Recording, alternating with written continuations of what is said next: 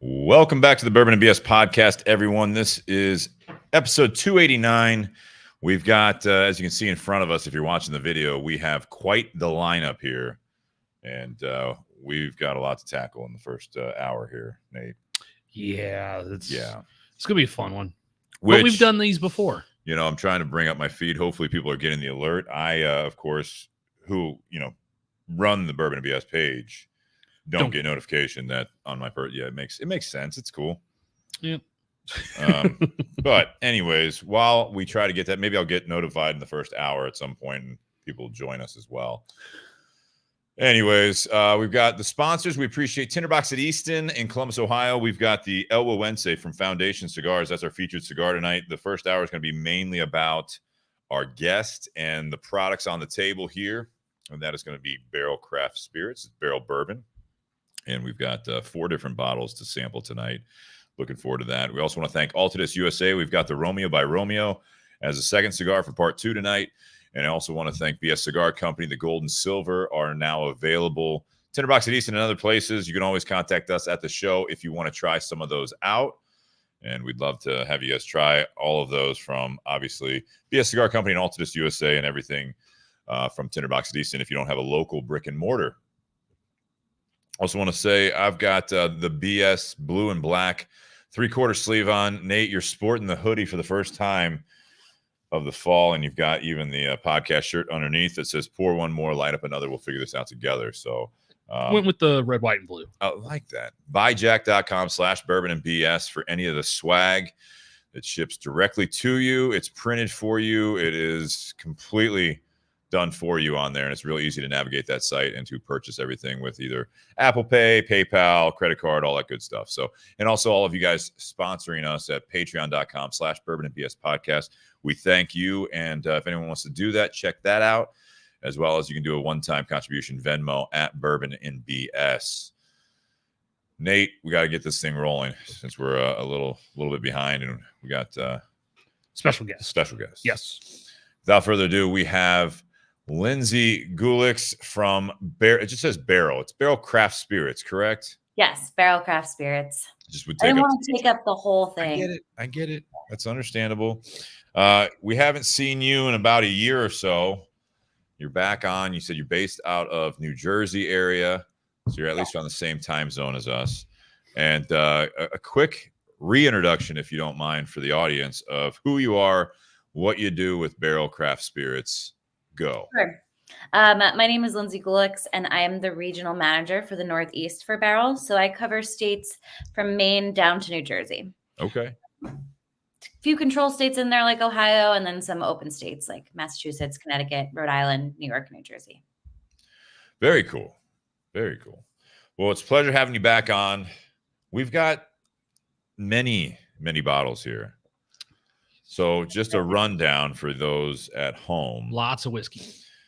So we have the Barrell Bourbon. This is batch number 35. This is kind of your regular release by sequence, basically. So we're up to 35 is the most recent one. Is that correct? Yes. Barrell started with Barrell Bourbon batch number 1, and now we're at 35. We've kind of shifted a little bit on how we're doing the batch bourbon series. We used to release about 4 a year, and now we're going to just release 2 different batch bourbons a year.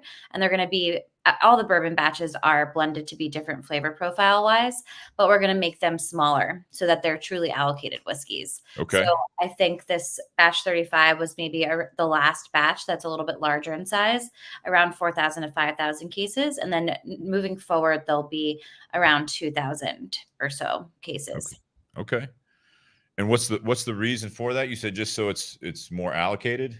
So we're launching the cask finish series, the bourbon. So we're tasting, so you'll have 4 different releases of bourbon a year. 2 of them will be finished in different casks, which we'll get to later. And then 2 of them will just be blends of straight bourbon. So you're still going to be getting the 4 different releases a year. They're just going to be a little bit different every time. Yeah. Yeah. We had a first question here, though. Do you know, I know it's not your territory necessarily, but are they going to be going to Ohio? We already have someone from OHLQ, Ohio Liquor Department, on asking if any of these are showing up in Ohio. So I will defer to my counterpart, Jeremy Hill, who manages control states. We have been trying our best to get in products and control states this year. It's a massive undertaking, all the paperwork to fill out, and he's been doing a great job. Shout out to Jeremy.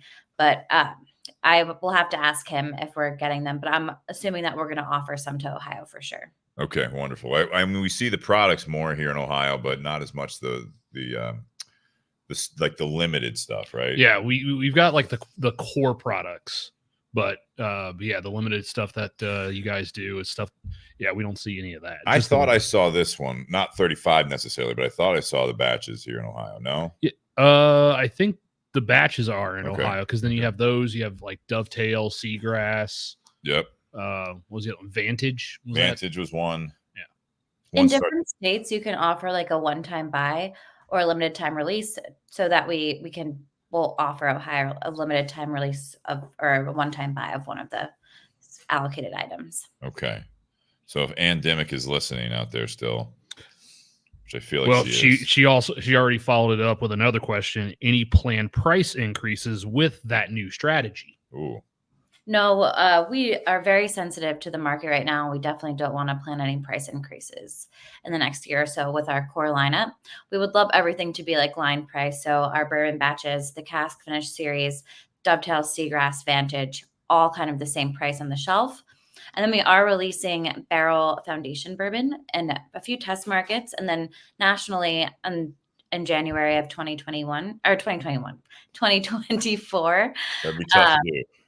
So that's going to be actually our kind of like core bourbon. That's just going to be a blend of straight bourbons from 5 to 9 years old. That's going to be age dated as 5 years, and it's going to be blended to be consistent and proof down to 100 at that $54.99 price point. So a nice entryway into the brand, and something that's going to be blended for consistency as a staple.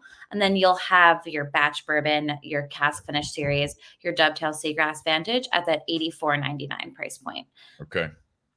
The Foundation, that's the new one. Is that tied into? I briefly glanced over an email today about that. Now, tell us. I mean, we probably will try that here soon. I don't know if it'll be with you or someone else, but just real quick, that's a new project for you guys, right? It's a new project for us. We finally, I mean, this year is a big year for Barrell because we bought a rick house at the beginning of the year. In Kentucky, we opened a new facility in Louisville that is like triple or quadruple the size of our current facility. So we have bigger bottling capacity. We have the ability to actually make something that's going to be consistent at that price point now, because we have access to our barrels a lot faster. We have a bigger blending facility. So it was time for us to have that entry level. No, it's fantastic. That's absolutely fantastic. Let's jump in here if you don't mind, so we can kind of keep this program rolling here. So we're starting with the Barrell Bourbon cask strength. This is batch number 35 and bottle number 19,059. It's a good number. It's a good number. Age 6 years. This is going to be 117.5 proof. And on the back, it just says, so I like how you guys do this on there where you say distilled in, because you guys are a little bit different than a lot of distilleries. But you've got a description on this, but it says distilled in Indiana, Kentucky, and Tennessee for this one. Yes. Batch 35 is going to be a blend of 6, 7, 8, and 13-year-old bourbons from Indiana, Kentucky, and Tennessee. The starts off with a 5 to, I would say, 8-year-old blend of like higher rye bourbon, or like a 6 to 7-year-old blend of higher rye bourbon that gives it that like really nice spice character. Then it's layered in with some 8-year-old kind of cherry butterscotch note bourbon, and then some older 13-year-old bourbon that has this nice fruit to it. So it drinks like a little bit higher rye. Moving forward, I'm really glad that you mentioned the back labels, because we do say where we're distilling it in, but every batch starting with 35 moving forward are going to look like the rye batch 4 labels on the back label, where they have a derived mash bill and everything that's in the blend. So we're really trying for transparency on this. So this derived mash bill on batch 35 is going to be 78% corn, 18% rye, and 4% malted barley. So we are doing the math on all of the on all of the whiskeys moving forward now. It Very is cool. 6, 7, and 8-year-old Indiana bourbon, 7 and 13-year-old Tennessee bourbon, and 8-year-old Kentucky bourbon that's going into this blend. Wow. That is a lot of math. But I do like also that you've got a description. I can't recall if that's been on there, or is that part of it new as far as your guys' at least tasting notes and description? Is that a new part of this labeling process, or has that always been and I just missed it?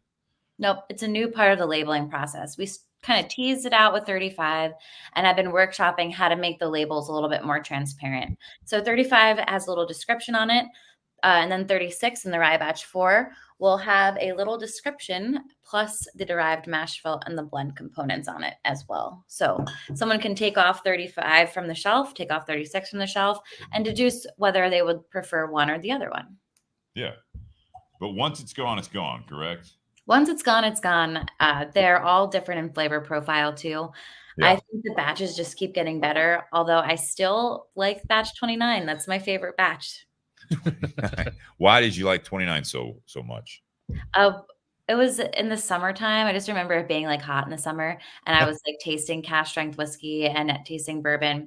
And I just thought 29 had a little bit of weeded bourbon blended into it, but it was really pretty. It was floral. It was bright and fresh in style. I just thought it was for my palate. Good. And what do we think about 35 here?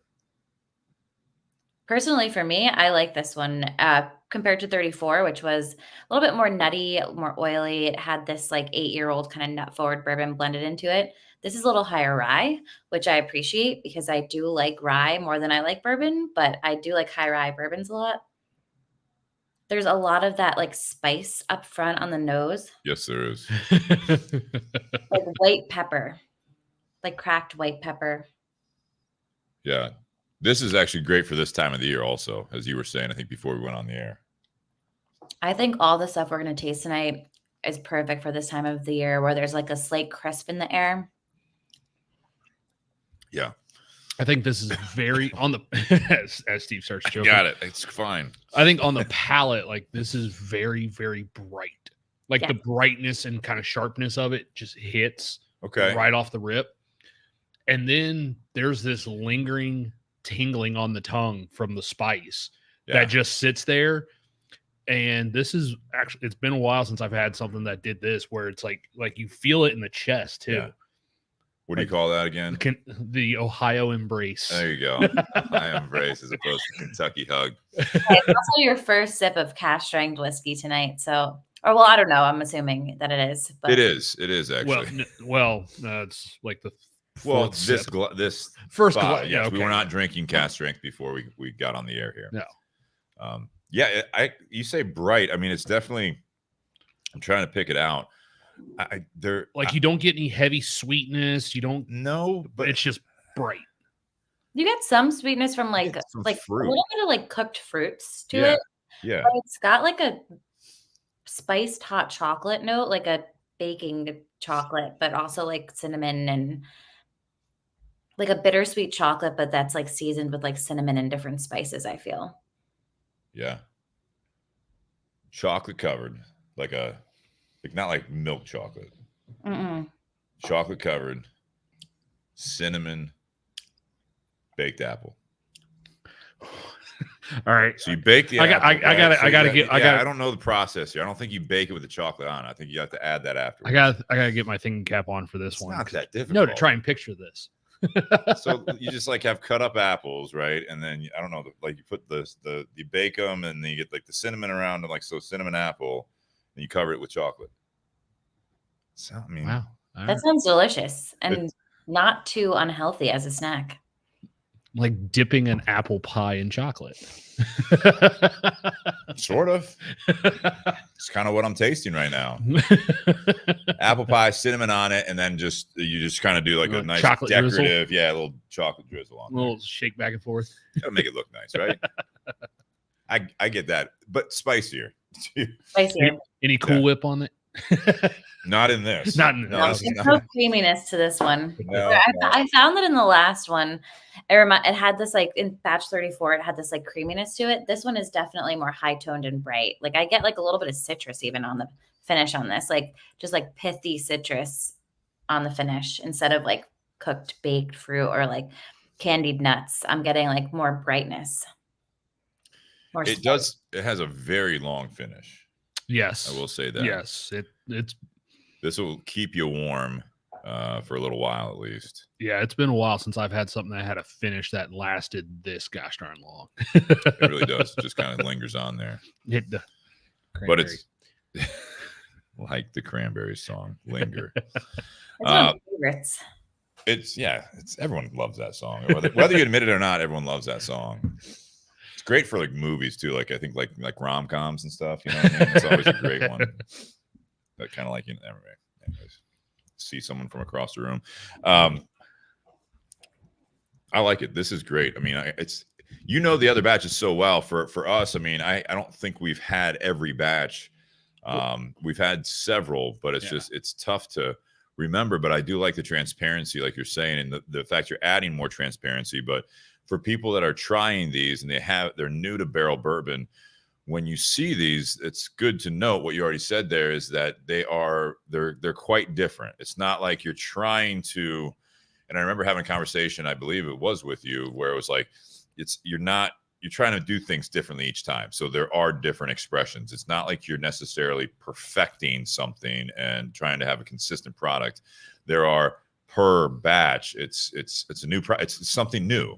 So for those that are out there, I find it interesting because you walk into this, hopefully you like it, but you have to realize that, when batch, 36 comes out, it's going to be different intentionally, which I think is a cool thing to do because I feel like a lot of times you have to really, we've talked about it with some other bottles where you have to really look for, because people will think that when they see small batch or whatever it might be, they just think it's the name of it, but it's still going to be consistent. But sometimes it's around the back of the label or something like this. This is smack in your face, like the number, and then you turn it around and you have the description of it. So I like that a lot.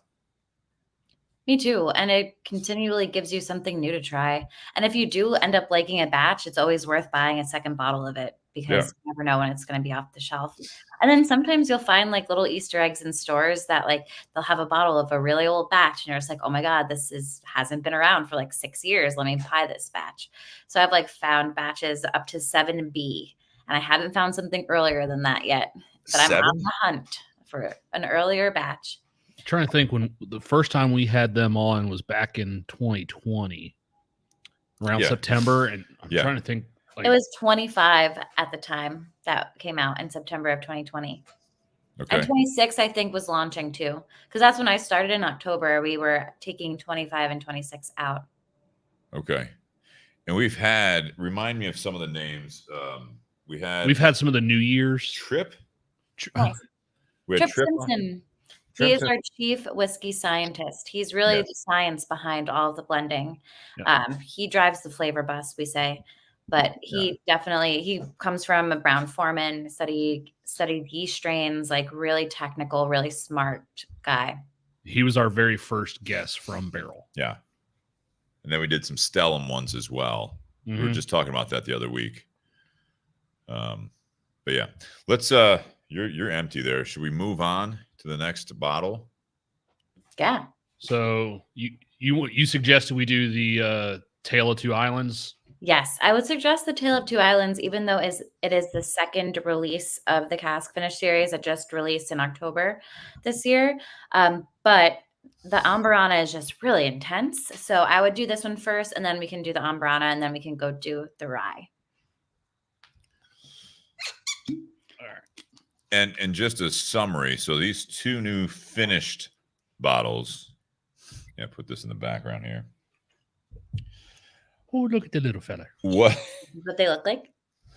Well, this says, edition 001. This is the Cask Finish series, Tale of the Two Islands. You said this is the second release of that. Are these a one and done as well?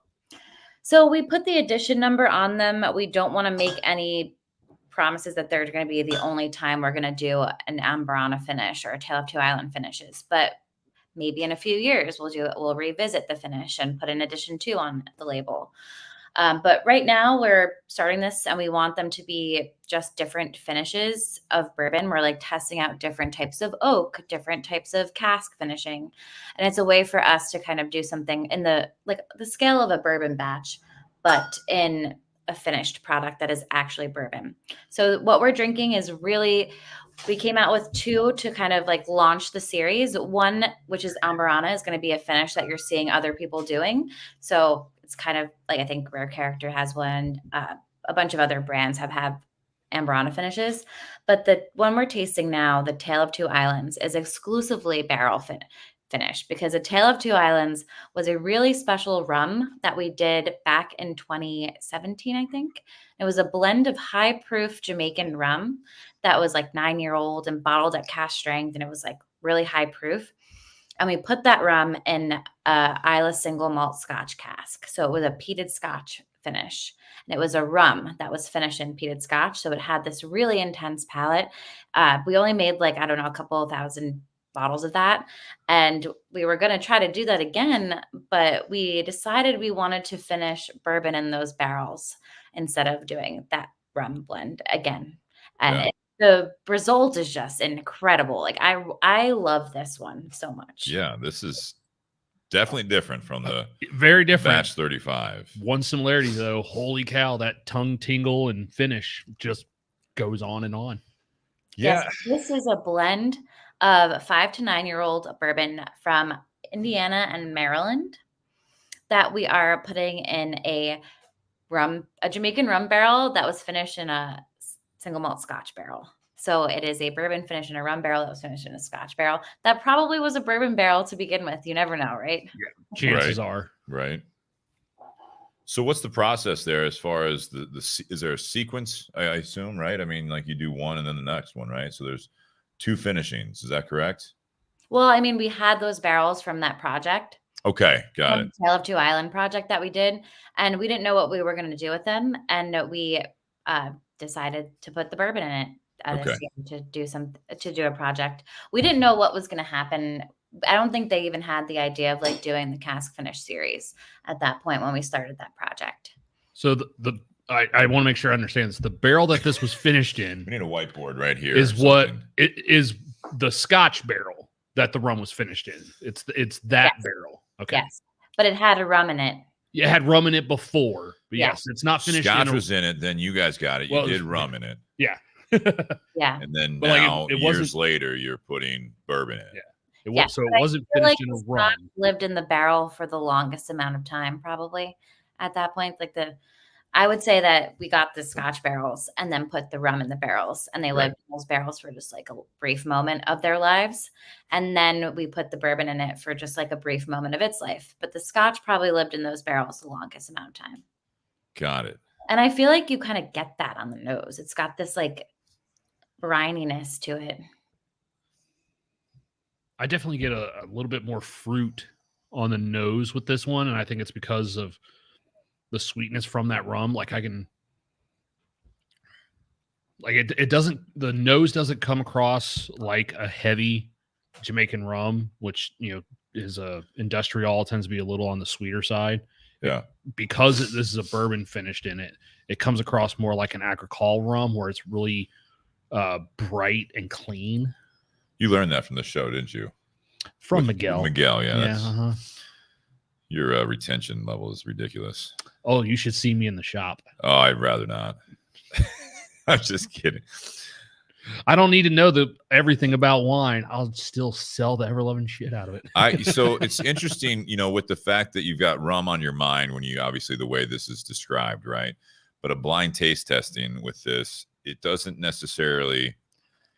So I just came back from a trip to Mexico, and so I was drinking more tequila and then also some Florida Caña rum, and it's drinking this blindly, it would be very confusing for me that this is first of all, one of your guys' products from what I've had. Obviously, it's very different, but it's amazing how much that I don't know if it's in my head knowing that about the rum project, but I definitely get a lot of those characteristics for some reason with this. Yeah. And I mean, we're doing a Jamaican rum finish on this. Yeah. Which Jamaican rum to me is like the funkiest, and like it's kind of got that banana, like rotting banana in a good way, like olive briny note to it. The last time we've done a Jamaican rum finish, if it wasn't private releases, it was Barrel Armida, and this kind of reminds me of that in a way. Yeah. It's got that. It doesn't have that fruit that you're getting from the Armida, but it does have that like molasses kind of. That's it. Yeah. Yeah. The brown sugar that's like kind of cooked. Yeah. But then that finish reminds me of an Isla Scotch, a peated Scotch on the finish. I can't get past there's just this smokiness on the finish. Like an iodine note.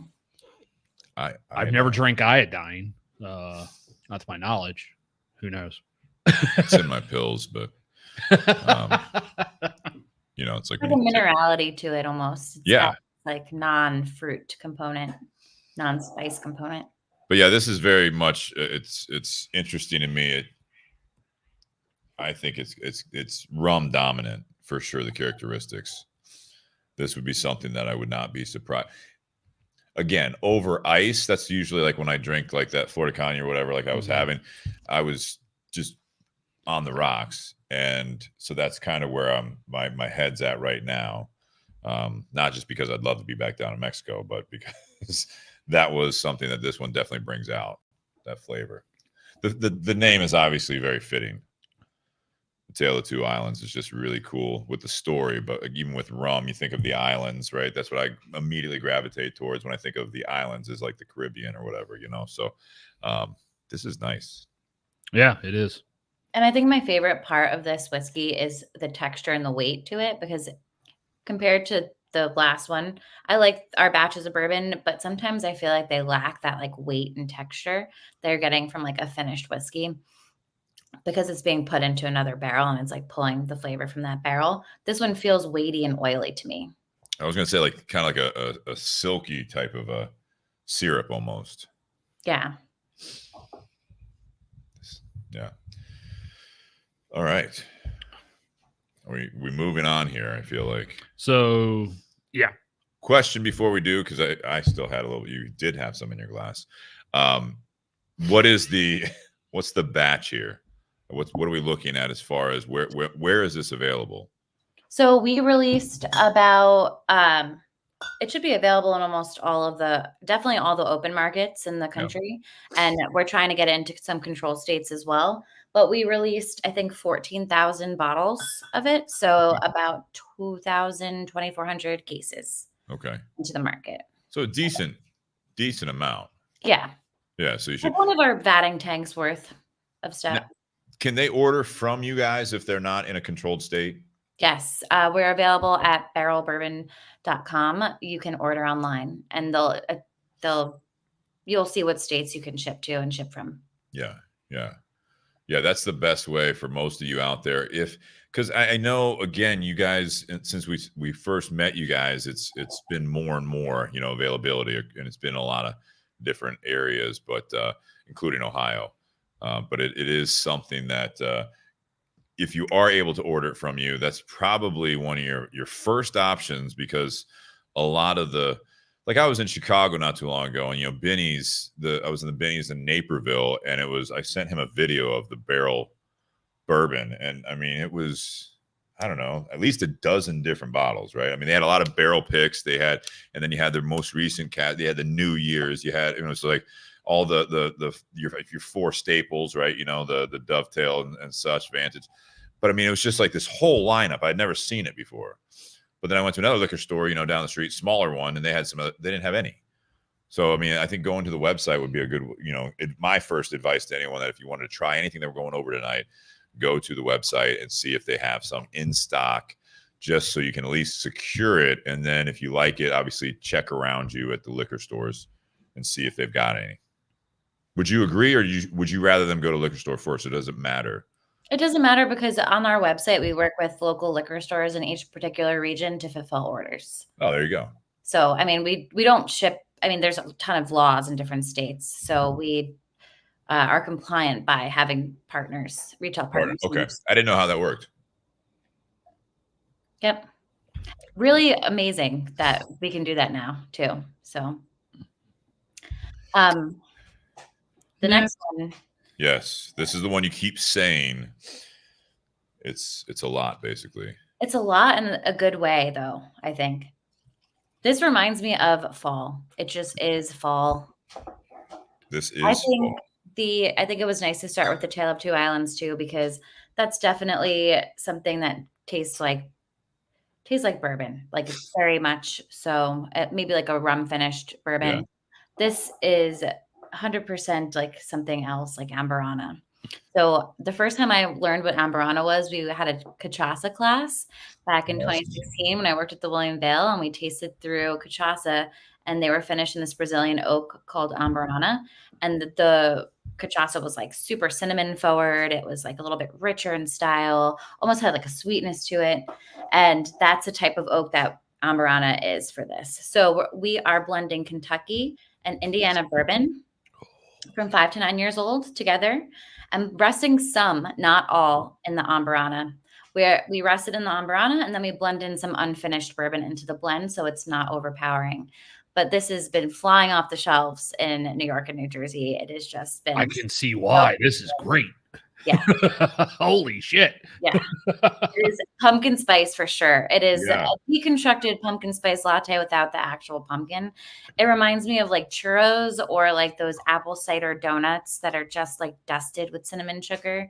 Like it doesn't have too much of a sweetness on the palate, but you get all that on the nose. I was also thinking cinnamon graham crackers. See, I was smelling those, what are they? The animal cookies, with the pink frosting on them. Oh, yes. Oh.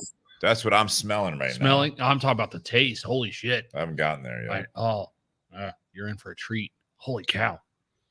This is, Mm-hmm. We knocked it out of the park with this one. Mm-hmm. The Tale of Two Islands is definitely your like intellectual sipper, but this one is like your, like you could drink multiple glasses of this, like sitting outside by a fire. Like you want to buy all the bottles you find on the shelf of this while it's there. Yeah, I can see that. Multiple glasses if you were only selling it in that size bottle. Multiple bottles. Well, multiple bottles in this size too. If you can find not it. In one night, but no, I mean, depending on how many people are over. These are sold in normal 750s. They just sell sample bottles. Yeah. It's got a great candied flavor to it as well. It's like a candied peach almost. Yeah, Jonathan Ayers says pumpkin spice. I'm not getting much pumpkin from it. This is. Yeah, there's no pumpkin. It's just all the other spices that are in a pumpkin spice latte. Yeah. Yeah. Kind of reminds me a little bit of the pumpkin. It's not pumpkin spice, but it's a pumpkin nutmeg gelato that we have at the store right now. Wow. Oh, that sounds delicious. Yeah. I work at an Italian store that's got a wine department, and we do homemade gelato. I'm jealous of that. Italian wine is my favorite wine category, and then just Italian food. I'm half Italian, so like I just love Italian. I spend too much money in Italian stores. Yeah, so it's an Italian market, Italian restaurant with a wine and liquor department in between. Nice. It's a nice setup, right? It is. Is it a BYO like restaurant too? A what restaurant? A BYO, like bring your own bottle. So no, we have a whole wine shop right next to the hostess stand. So nice. we have a wine list at the restaurant, but you can also come into the wine shop and get any bottle you want and take it to your table. Perfect. I love this setup. Yeah. It's nice too because you don't really get like as overcharged for some of the bottles of wine, correct? No. Yeah, that's go into a normal restaurant and it's like, oh, I know I can like this bottle of wine is normally like whatever $12 and it's like $48 on the menu and you're like, oh yeah, you mark it up. So all of our wines that are on the bar and restaurant side have a $15 cork fee built into it. If you take any bottle from the market and take it to your table, they'll charge. I mean, they can add the bottle onto your bill. You don't have to pay for it in the wine department. They'll just add the bottle cost onto your bill and still have that $15 corkage fee. But on Thursdays, we call it retail wine night. There's no corkage fee. Silly. So any of the bottles on the wine list at the restaurant have that $15 taken off. And then if you go and grab any bottle from the wine shop and take it over, there's no corkage fee. You're just paying the cost of the bottle. And it doesn't matter if it's a $10 bottle or a $1,200 Chateau Latour. Doesn't matter. That's amazing. I like that setup. It's $1,200 though. $15 corkage. That's not that big of a deal at that No. point. You know what I mean? It's just pennies on the dollar. Exactly. Well, I mean, there are some places that do it by percentage. So the more expensive the bottle, I mean, the most expensive bottle we have on the in the store, if you were to go to a restaurant in town, that bottle's going to cost you $3,000 to $5,000 at a restaurant, and it's $1,800 retail. Yeah, I don't look at that part of the menu normally. Honestly, it's not on the menu. Yeah, if you have to ask. This one's really cool. Similar production level, or at least the distribution of this one. Is that about the same as the Tale of Two Islands? Yes. Moving forward, the cask finish series will be around like 2,000 cases, 2,400 cases, give or take. Yeah. Once again, on the back of this one, I'm sure the fifth, the 750, has the same type of description here. Again, there's the little. It's not really a story. It's just a description of the product in a nice way, and it's not overwhelming. It's not like you're trying to really church it up like some, I think, companies do. I think this is pretty straightforward as far as the description of what we're getting into when you crack that bottle. So we bottled the Amburana and the 35 around the same time. So we put a little bit more of a description, but every cask finish series and batch moving forward is going to have that derived mash bill, the breakdown of everything that's in it, and then a little description as well. So Tale of Two Islands has a description and then the derived mash bill, but Amburana just has a little description on that. And it just talks about how we blended different mash bills of bourbon together and then finished a part of it in Amburana and blended in some unfinished bourbon into that too, to kind of balance it out, because Amburana could be really overpowering. And I think this one's pretty restrained. It's more aromatic, I think, than it is like cloying and too cinnamon forward on the palate. It's like way more aromatic. This one to me is like super delightful. It's it really is. And I think, joyful. You take more sips of it, and some of the, like to your point, it is more on the nose, but the flavors are there. But it does kind of, I don't want to say become subdued, but it balances out a little bit as you have a few more sips of this. You get those characteristics, but it's very, very smooth. And to remind everyone, just as a summary of what we're doing here, 117 and a half. You had 118 plus, and what we're on right now is 116. So again, when we're sipping on these, for everyone listening, don't be scared off, I think, by the barrel strength part of it, or cask strength part of this. Is I think that they're very approachable as far as sippers. Certainly not light ones, stuff that you're going to be in that sub 100, especially around 80. But I do believe that they're nice sippers. There's a lot of, as we're talking about it, there's a lot of depth to these. But I think some people, not the people that just want like, oh, give me 130, that's all I drink is, 130 or bust. You know what I mean? Proof whores. I've been called that before. It's true. But I think that these are, like I said, it's a nice sweet spot. I think this is going to be, they are higher proof. Mm-hmm. You guys don't shy away from that, obviously. I think we've talked about that before on the show. But it is, again, it's very approachable bottles so far. And even with this one, I didn't know what to expect, the way that you kind of were hesitant about, putting this third, or maybe, because let's not get into it yet. Behind the rye. I was going to put it behind the rye, but I'm glad we put it in this. No, I think this. Yeah.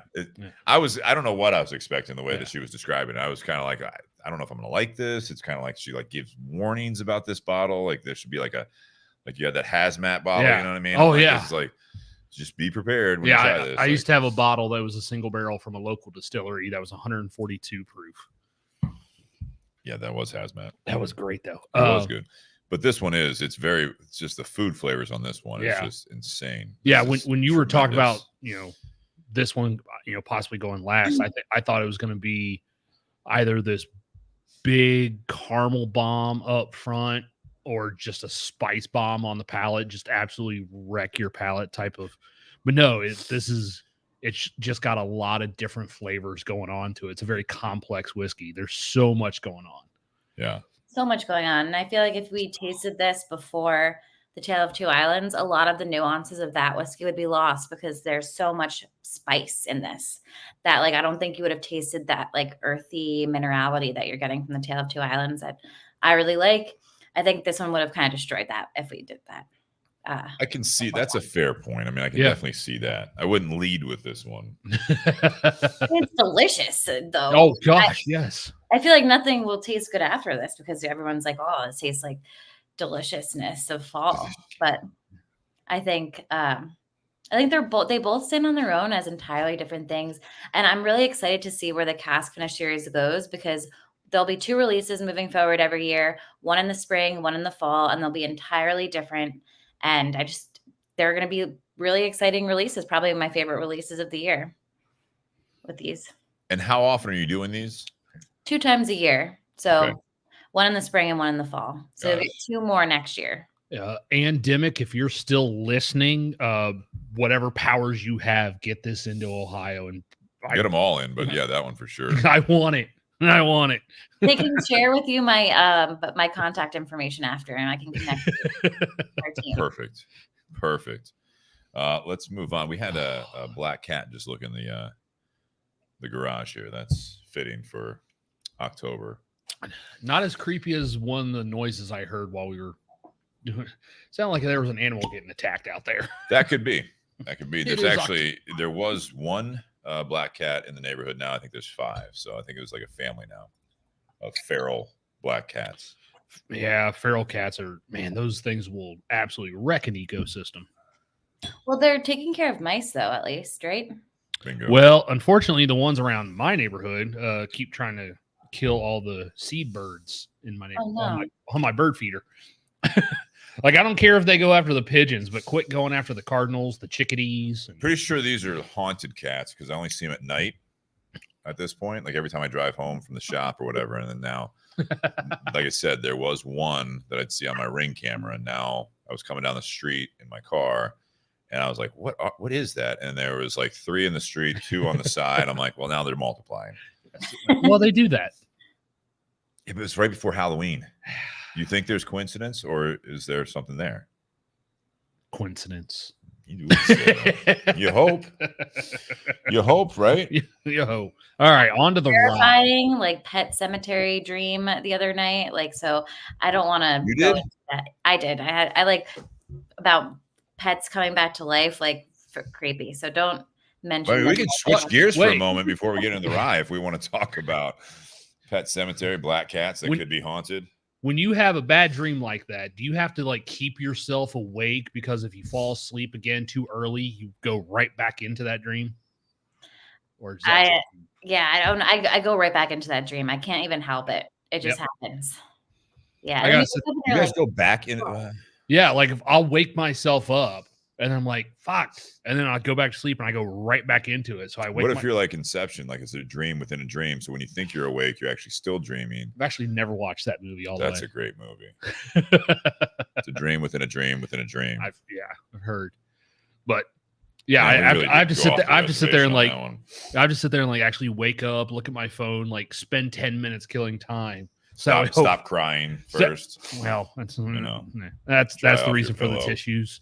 If dreams would be cask strength, those would be the types of dreams that are cask strength dreams. That could be an angle on marketing right there. Oh, all right. On to the rye. Well, I would definitely recommend doing a rinse in your glasses from the Amburana to the rye because too late. We already poured. I'll rinse my palate, but this is a blend. We haven't done a rye batch since 2020. So right when I started in October, we had done a rye batch earlier that year. It was rye batch 3. It was a blend of Indiana, Kentucky, Tennessee, Canadian, and Polish rye, and it was awesome. We took a break from making rye batches because we focused on seagrass. We did a bunch of Stellum rye blends. And then we just decided, we were like, we haven't done a rye batch in a while. We have this these great rye barrels. Let's blend another rye. And this is a blend of 5 to 14-year-old rye from Indiana, Kentucky, Tennessee, and Canada. The bulk of this blend is 10-year-old Indiana rye, but we're blending in some younger 5 to 6-year-old rye from Kentucky, Tennessee, and Indiana, and then layering in some old 14-year-old Canadian rye into this blend too. So you get that like fruit and honey and like tea notes from the American rye, but I feel like you get that like really nice herbaceous, like eucalyptus, spearmint. There's this like tart green apple note from the Canadian rye. I love rye. There's so much nuance and flavor to rye. Yeah, that's me, because typically in the past when we've had a brand on here where we've done a bourbon and a rye from that brand, Steve tends to be, he leans heavier towards the bourbon. I lean heavier towards the rye. There was one instance where we were actually flipped on that. But that one that we were both confused on, especially me, that I thought the bourbon was the rye and the rye was the bourbon. They were definitely different. You thought you changed the bottles? I thought you poured me the wrong one, if I remember. Yeah, correctly. yeah. This sabotage.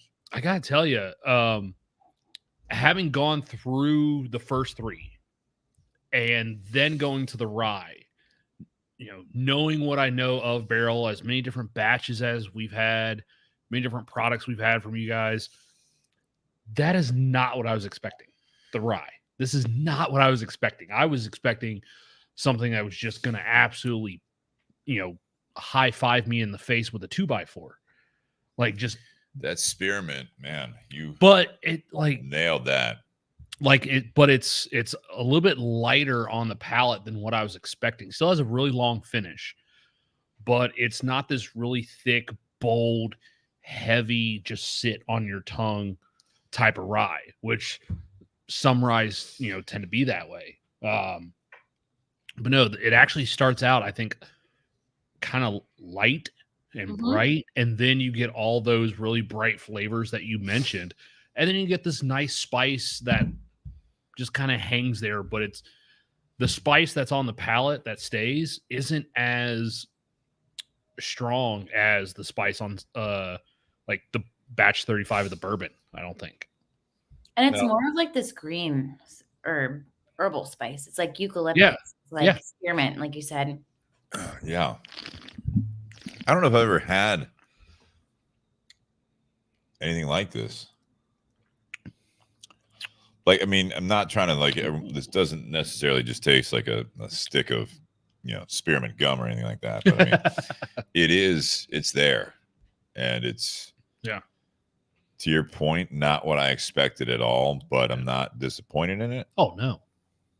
But that is a unique one. And this is only the fourth batch you guys have done, correct, of the rye. And I don't remember. Moving forward, we're going to release one batch of rye a year, and it's going to be about 2,000 cases. So like a limited release of rye that we'll blend once a year. Okay. Are you guys 6-pack or 12-pack cases? We're 6-packs. Yeah, this one, it does say, and kind of when you look at this with all of the different blend components, as you guys call it, how do you guys come up with the mash bill, right? Because the derived mash bill of this one is going to be rye 89%, corn 7%, and then malted barley is 4%. Is that, I mean, do you guys, they're not all the same mash bill, correct? So, I mean, you just average that out. How does that math work when you're looking at something like this? I was an English major in college, so forgive me if I'm incorrect about this stuff, but we're doing it based on like volume metrics. Okay. So where someone is doing the math on that, they're recording everything that they're putting into the blend. I bet you it's Tripp, Nick, and Joe. One of them is definitely doing it. Certainly. But we're kind of measuring everything that we're putting into the blend in terms of volume and what barrels they're coming out with and what mash are in those barrels. Because sometimes we're not blending like whole barrels of stuff into it. We're blending like components of different barrels into things. So it gets a little bit dicey and hard to do, but we realize that people want to know that information. Like how many times have I had to tell people that I don't know the mash bill because it's so complicated? They're actually doing the work now when they're building the blends to do the math on those, because when you're building the blends, it's easier than going back and trying to figure it out. Yeah. Sure. I mean, obviously you could put the mash bill. There's too much writing there. Obviously, if you do like the mash bills of the different Indiana ryes and then the different Tennessee and Kentucky and all that. Well, because but to be honest, though, is it really about the mash bill, or is it about the flavor and what you're getting from like the blending of all that stuff? Because we're blending so many things together. It really doesn't matter about what it once was before, because it's so different as a part of a blend at this point. That I actually like that you guys just sit there, do the math, whoever it is does the math and figures out, all right, here's overall, this is what the mash bill is for this blend. Because like Bardstown, when they do their stuff, they sit there and they're like, all right, this percentage of this age of this mash bill and this percentage of this age and this and some people will sit there and look at that and they'll start doing the math in their head, trying to figure out, well, how much flavor am I getting from this? How much am I getting from this? When you just sit there and go, here's the overall average, this, and this. I think it simplifies it and it makes it easier for customers to understand. I think I would guess that the reason that you guys have changed to put some of the mash bill on there, or at least the summary of a mash bill, right, is because there are customers that, whether or not they do their own podcast or blog or whatever, but they just people geek out on this stuff. You know what I mean? That's I love it. When I worked in wine, like I really cared about knowing where everything was from, how they farmed, like what was going into the blends, the story behind everything. And I think like with the Barrell, the story is the art of blending, right? The story is taking this unloved barrel or like this unbalanced barrel and bringing it back into balance and as a part of a blend.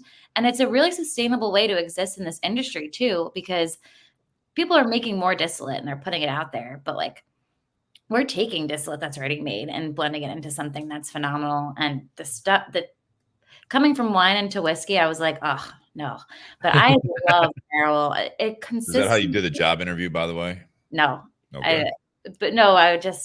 I wasn't a big drinker of bourbon or whiskey. Yeah. And now I just like have been completely converted. I've learned so much because we get different distillate from other people, that I've learned different styles, Canadian rye versus American rye, completely different, like Tennessee versus Kentucky versus Indiana bourbon. Bourbon can come from all over the country. We did American vatted malt. Like whiskey is so interesting now, and there's so much nuance and flavor. And with Barrell, everything that we do is completely different. It's always exciting. It's always something that will delight you, to be honest. Like Amberana. Going back to that one. It's funny you mentioned your English major, and the way you started that, I don't know if you picked up on that, Nate, it was that they were like unloved barrels. Oh, I caught that. Just like picturing like this like animated, Oliver like Twist. Yeah, exactly. like I can't say orphan barrels because that's another type of, but I'm just saying these unloved barrels, and they're just like out on their own, and then Barrell Craft Spirits comes in and adopts them, just scoops them up, and then they all get back. Love now. What's that? We're gonna love and take care of those barrels. That's right. So like they're barrels with like frowny faces, you know what I mean? No, and then they turn. No, it actually hits close to home. Yeah. Well, because my mom, since she moved to love this North Carolina, like now what she does since she's on her own, when you have kids whose parents have been arrested or going into the system, like she actually does short-term care. Oh, there you go. For those kids. So it's like, I thought your mom got arrested. No, I hope not. See this comment from Lou out here. Lou says, I have a degree in math, but when I'm sipping on whiskey, I don't care to do any math. So yeah, that's fair. They do it for you now, Lou. So we're good. Yeah, we're good. All right. We're bound at that point here for you. Let's do this before. So for those that are cigar smokers who look forward to the cigar side of it, obviously we're going more whiskey heavy tonight. But I do want to at least do this before we have to let Lindsay go here and do the ratings. And the way I want to do this here is normally, obviously, the banner says whiskey, cigar, and the pairing. But we haven't even lit the cigars yet. We wanted to focus on the bottles here. And I wanted to see, we'll start with Lindsay, maybe go to Nate, and then myself. My first question before we do that, of the four, you're going to have a fifth drink here, or a fifth sample What are you pouring? And then give the rating. Of Barrell? Of these 4. Okay. So we've sampled them all. Now it's like, so sometimes you go to samples or, tastings, whatever. It's like you sample all 4 of them and they say you can have a pour of your favorite. Which one are you pouring next? Okay. I'm pouring the rye again. Really? Yeah. I just love rye. It's just my palate. I'm pouring a little extra of that rye. All right. Okay. So now if you want to go down the line here, the rating is out of 10 if you feel comfortable doing this, Lindsay, but it's out of 10 being the best on these different bottles. What are you rating them? Objectively, I have to go first. Yes. You can do it subjectively. That's fine. So out of 10, I would give this Barrell Rye a 9 out of 10 because I just think it's fantastic representation of rye blends. I would give the Amburana probably like an 8 out of 10. It's different. It's solid. It's delicious. I would give the Tale of Two Islands a 9 out of 10 because it's unique. It's interesting. It's thought-provoking. And I would give Barrell Bourbon 35 probably, compared to all the batches of bourbon that I've had, an 8 out of 10 too. I think that 29 is going to be a 10 out of 10 for me. So I'm always like comparing things to that my favorite batch. This one doesn't. You got to let it go at some point. You got to let it go. It's gone. I got to be fair, but everything on here is probably like singing, are you? It is. Yes, I agree. All right. I'm going to pour the batch 35 just because I want to like go back to it now. It's been an hour since I've tried it, so I'm trying to remember after these other ones. So Nate, go ahead with what are you pouring in that glass right now? I'll finish. I'll do that part last after my ratings. Whatever you want. That's fine. And you'll understand why. So batch 35. Yep. I'm giving that one an 8. The Tale of Two Islands, I'm giving that an 8.5. I actually like that one a little bit more, had a little bit more body to it. For me personally, I think batch 35, it was so bright, it didn't feel like it. This is going to be politically incorrect, but incorrect. Thank you for. You said that incorrectly. Yeah, thank you. You're welcome. No, batch 35 just didn't feel like it had any balls to it. It was just bright and had a really long, spicy finish.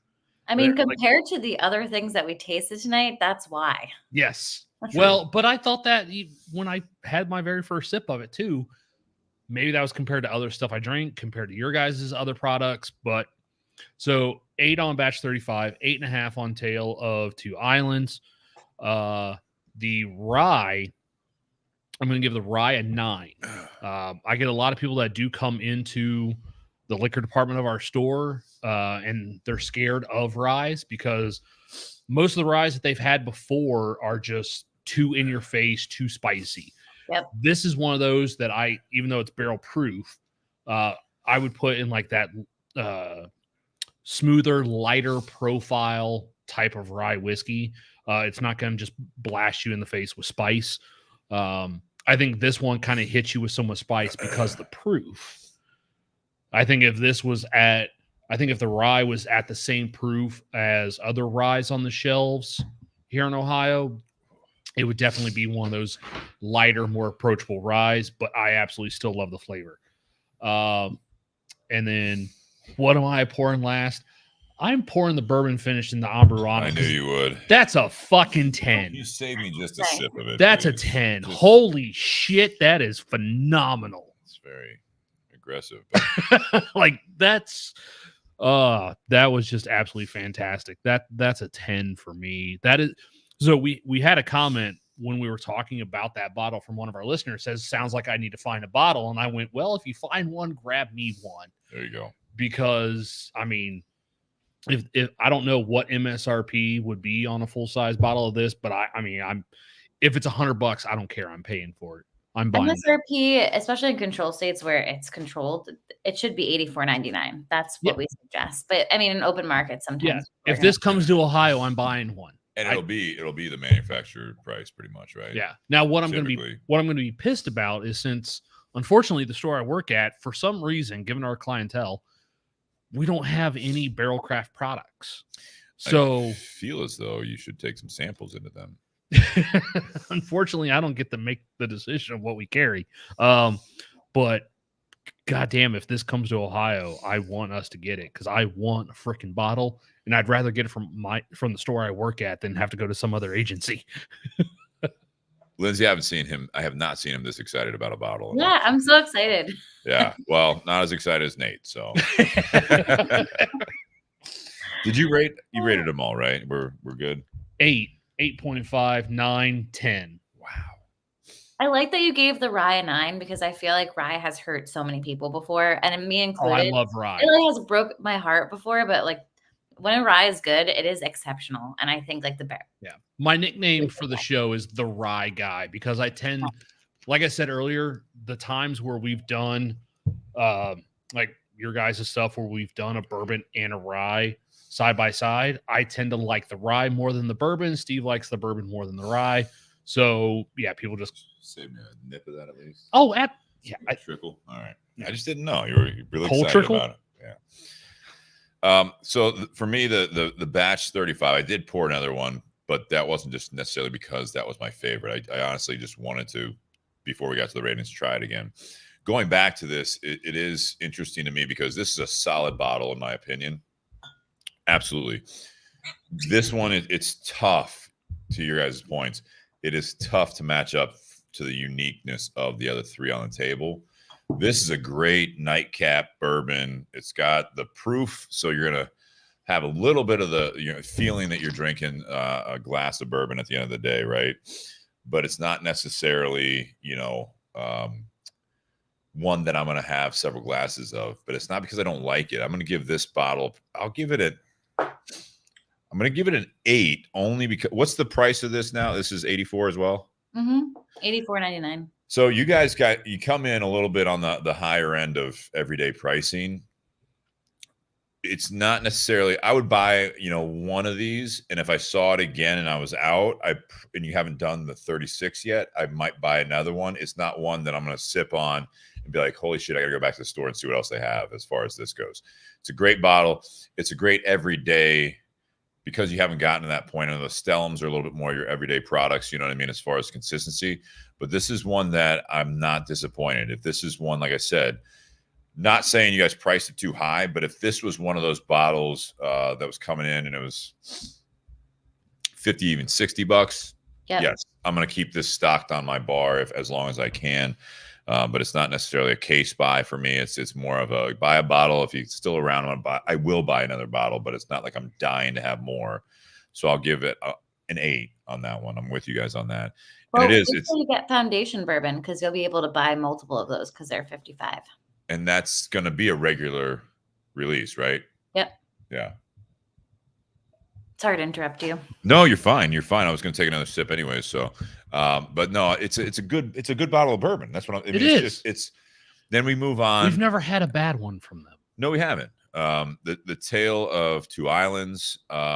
Yeah, it's a bump up. The uniqueness gets there. I love some of these things. One of my, what was it? The Chicken Cock Island Rooster that was finished. I don't know if you've had that, Lindsay, but that was one of the ones that we had that really stand out in my mind from a rum finished, rum barrel finish. Oh yeah, or whatever.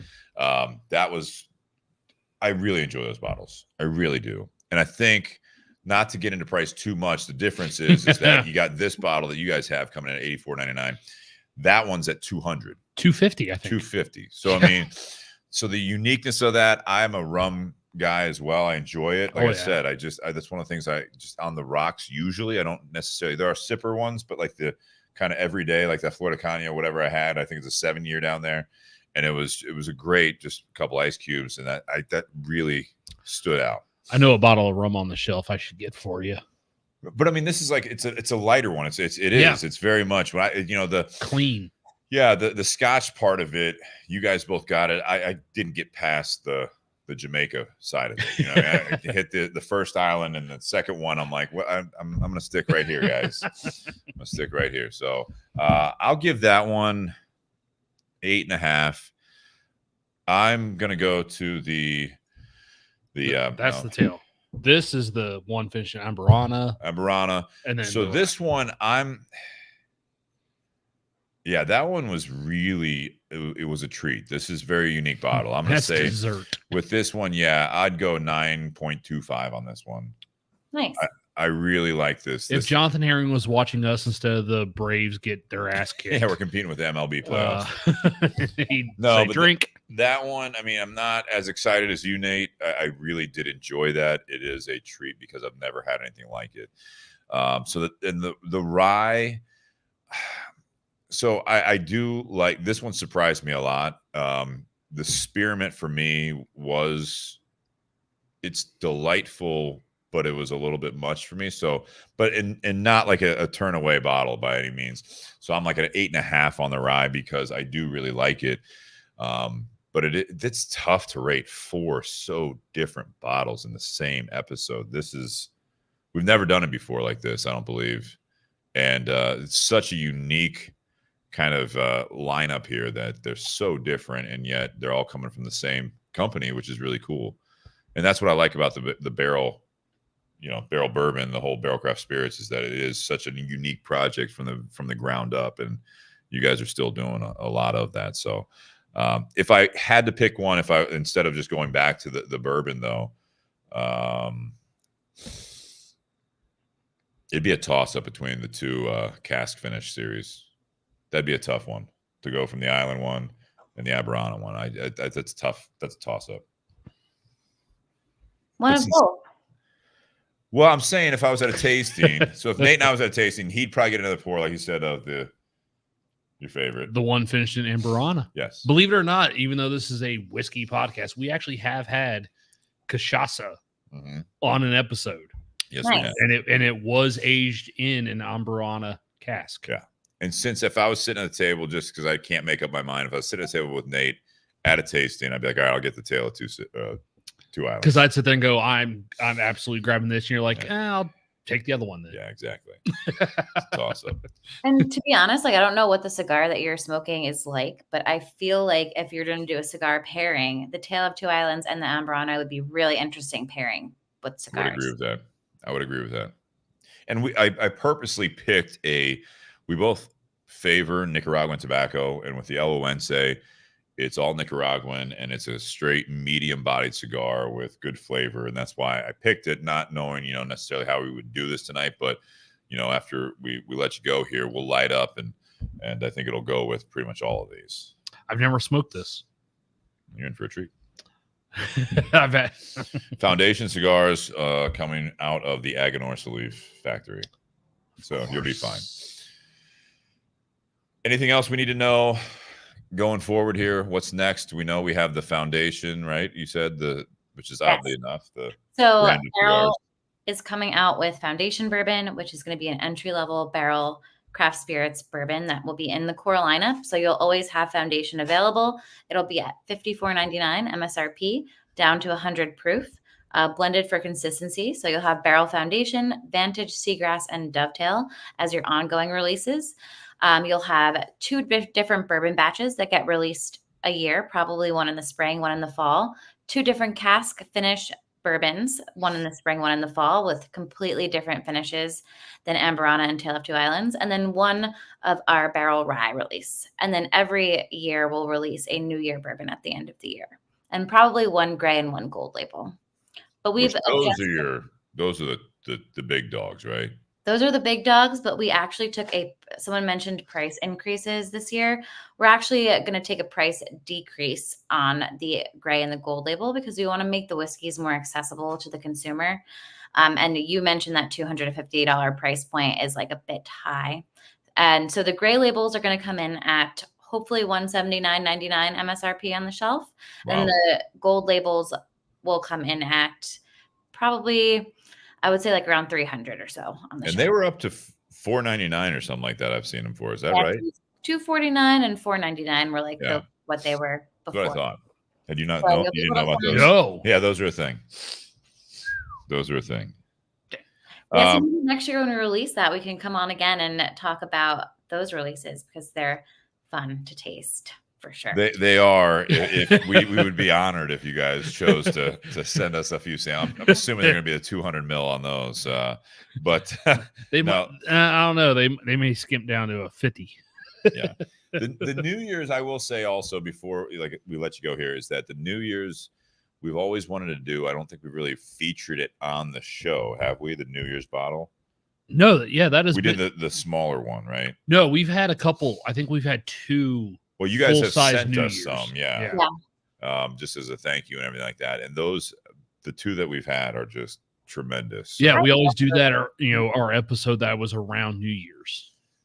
And our New Year bourbon is a blend of not just Indiana, Kentucky, and Tennessee bourbon, but we source whiskey from like smaller craft distilleries from all over the country. So like there's like a list of states on the back of those bottles that like kind of cover the whole back label. We source bourbon from Ohio. There's New York. There's Wyoming. There's Texas. There's Iowa, if I remember. No. There's Maryland on there. So there's from all over the country, and they're blended to be like more. I don't want to say it's like more fruit forward, but they feel a little bit more fruit forward to me. There's like more cherry fruit in those whiskeys. They're like brighter, and like if I bought those to a Christmas party with my family that doesn't drink bourbon, they'll drink that and like enjoy it. It's got like more of that like Christmas flavor to it, or like holiday flavor. Yeah, they're tremendous. So definitely check them out. Lindsay, thank you so much for joining us again. And so like I said, Aaron, who does all this stuff with you guys, I got the email today about the foundation, Barrell Foundation. So hopefully we'll get a sample of that before, or if we see it around, we'll get that and reach out to you guys. But it's always a pleasure having you guys on the show and having you on the show again. And you're welcome back anytime. And thank you for all of this, the samples. Thank you so much. Thanks for the candor too, and the really nice ratings. So absolutely. Cheers. We'll be pouring another one here. See you next time. Okay. Yes. Enjoy. Thank you. All right. Let's light up a cigar here. What do you think? Yeah. We're just an hour into it. A little over here. Mm-hmm. All right. And you guys at home that are listening live, I hope you guys, we're not just, blowing smoke now that she's gone here. We're not just blowing smoke. Well, yeah, we haven't lit up yet. But it's, I will say Nate and I are both big fans of this stuff that we've gotten from them. This Ambruana cask finish. Oh, you like that? Oh my gosh. That is tuning in. That, sweet Jesus, that is one of the best whiskeys. I mean, how often have I given a 10? And it's funny. You brought up the Island Rooster and the Chicken Cock Rye from them. That was the first spirit I ever gave a 10. That's right, and then Jess bought you a bottle. And she bought me a bottle out of Missouri. Oh, man. And for some reason, my store carries the bourbon and the double oaked bourbon, but we don't carry the rye. Who do we need to talk to get you having a say in this? Oh, no, I just got to talk to Matt. I already texted him. Maybe Matt should be a listener of the show, maybe. Well, I already texted him. Let's get Matt on the show. How about that? Oh, well, no, that would be tough because he closes on Monday night. So he's at the store till 9 o'clock. Today's Wednesday. On Wednesday nights. He's there till 9 o'clock. All right. We'll have to figure something out here. We should have him on the next time you want something in the store. Like next time we get like a barrel bourbon or whatever, and be like, well, hey, Matt, let's have you on the show. I'll introduce you to some people. And some whiskeys. I actually texted him like, hey, is there a reason we don't carry Barrell Craft products? He's like, what's that? He probably would say that. All right, the Gueguense. So this is one of the original releases. On live for part 2? We're still on part 1. We haven't even talked about the cigar yet. Oh, I thought this was intermission. No. Oh, okay. No. We just had to say goodbye to Lindsay because she had to go. Yeah. No, we're on part 1 here. We're going to round out part 1. I've still got the ratings on here. No, we are not that far. Foundation. I thought we were just going to save the cigar for part 2. No. So we'll do this. All right. Going over Foundation. So this is from Nicholas Melillo. This is a guy that was with Drew Estate for many years, and then when branched off around that time when 2014, when Swisher acquired Drew Estate, he broke off from them. He was responsible for a lot of their just really known blends. I'm not going to get into that whole song and dance, but since then he has started Foundation Cigars. He lives down in Nicaragua most of the time, and this El Gueguense was, to my knowledge, one of their first blends that they did, and he had one of the original releases of Foundation Cigars was this blend. It's, for me, it's one that is something that I really enjoy just on paper. So at the time it was called Casa Fernandez. Now it's going to be called Aganorsa Leaf, and that's where this one is manufactured. So we started with that, like a lot of people do once they're getting started on their own before they can secure a lot of tobacco. This blend is coming out of, like I said, Aganorsa Leaf. This is going to be a Corojo wrapper, Corojo binder, and I think it's Corojo and Criollo filler, all Nicaraguan. Sounds delicious. Yeah. And this is El Gueguense. Being so big, his influence from Nicaragua and his immersion into the Nicaraguan culture, El Gueguense means the wise man. Mm-hmm. And so for people that look at this, they didn't know what it was. When he came out with the Maduro, that's literally, even on the paperwork, it's just called the wise man Maduro. So I think it was a little confusing from people. And then on this band, it's a beautiful blue band here, and it says El Gueguense, and underneath it says, in quotations, the wise man. Well, I remember I have, before Tinder Box at Easton got these in, I had seen this at stores before, and I remember just looking at it, and I'm like trying to figure out how the fuck to pronounce that. Well, yeah, so this is pronounced, as you see on the screen. If you're listening on the audio, it's L-E-L, which, yeah. And then Gueguense.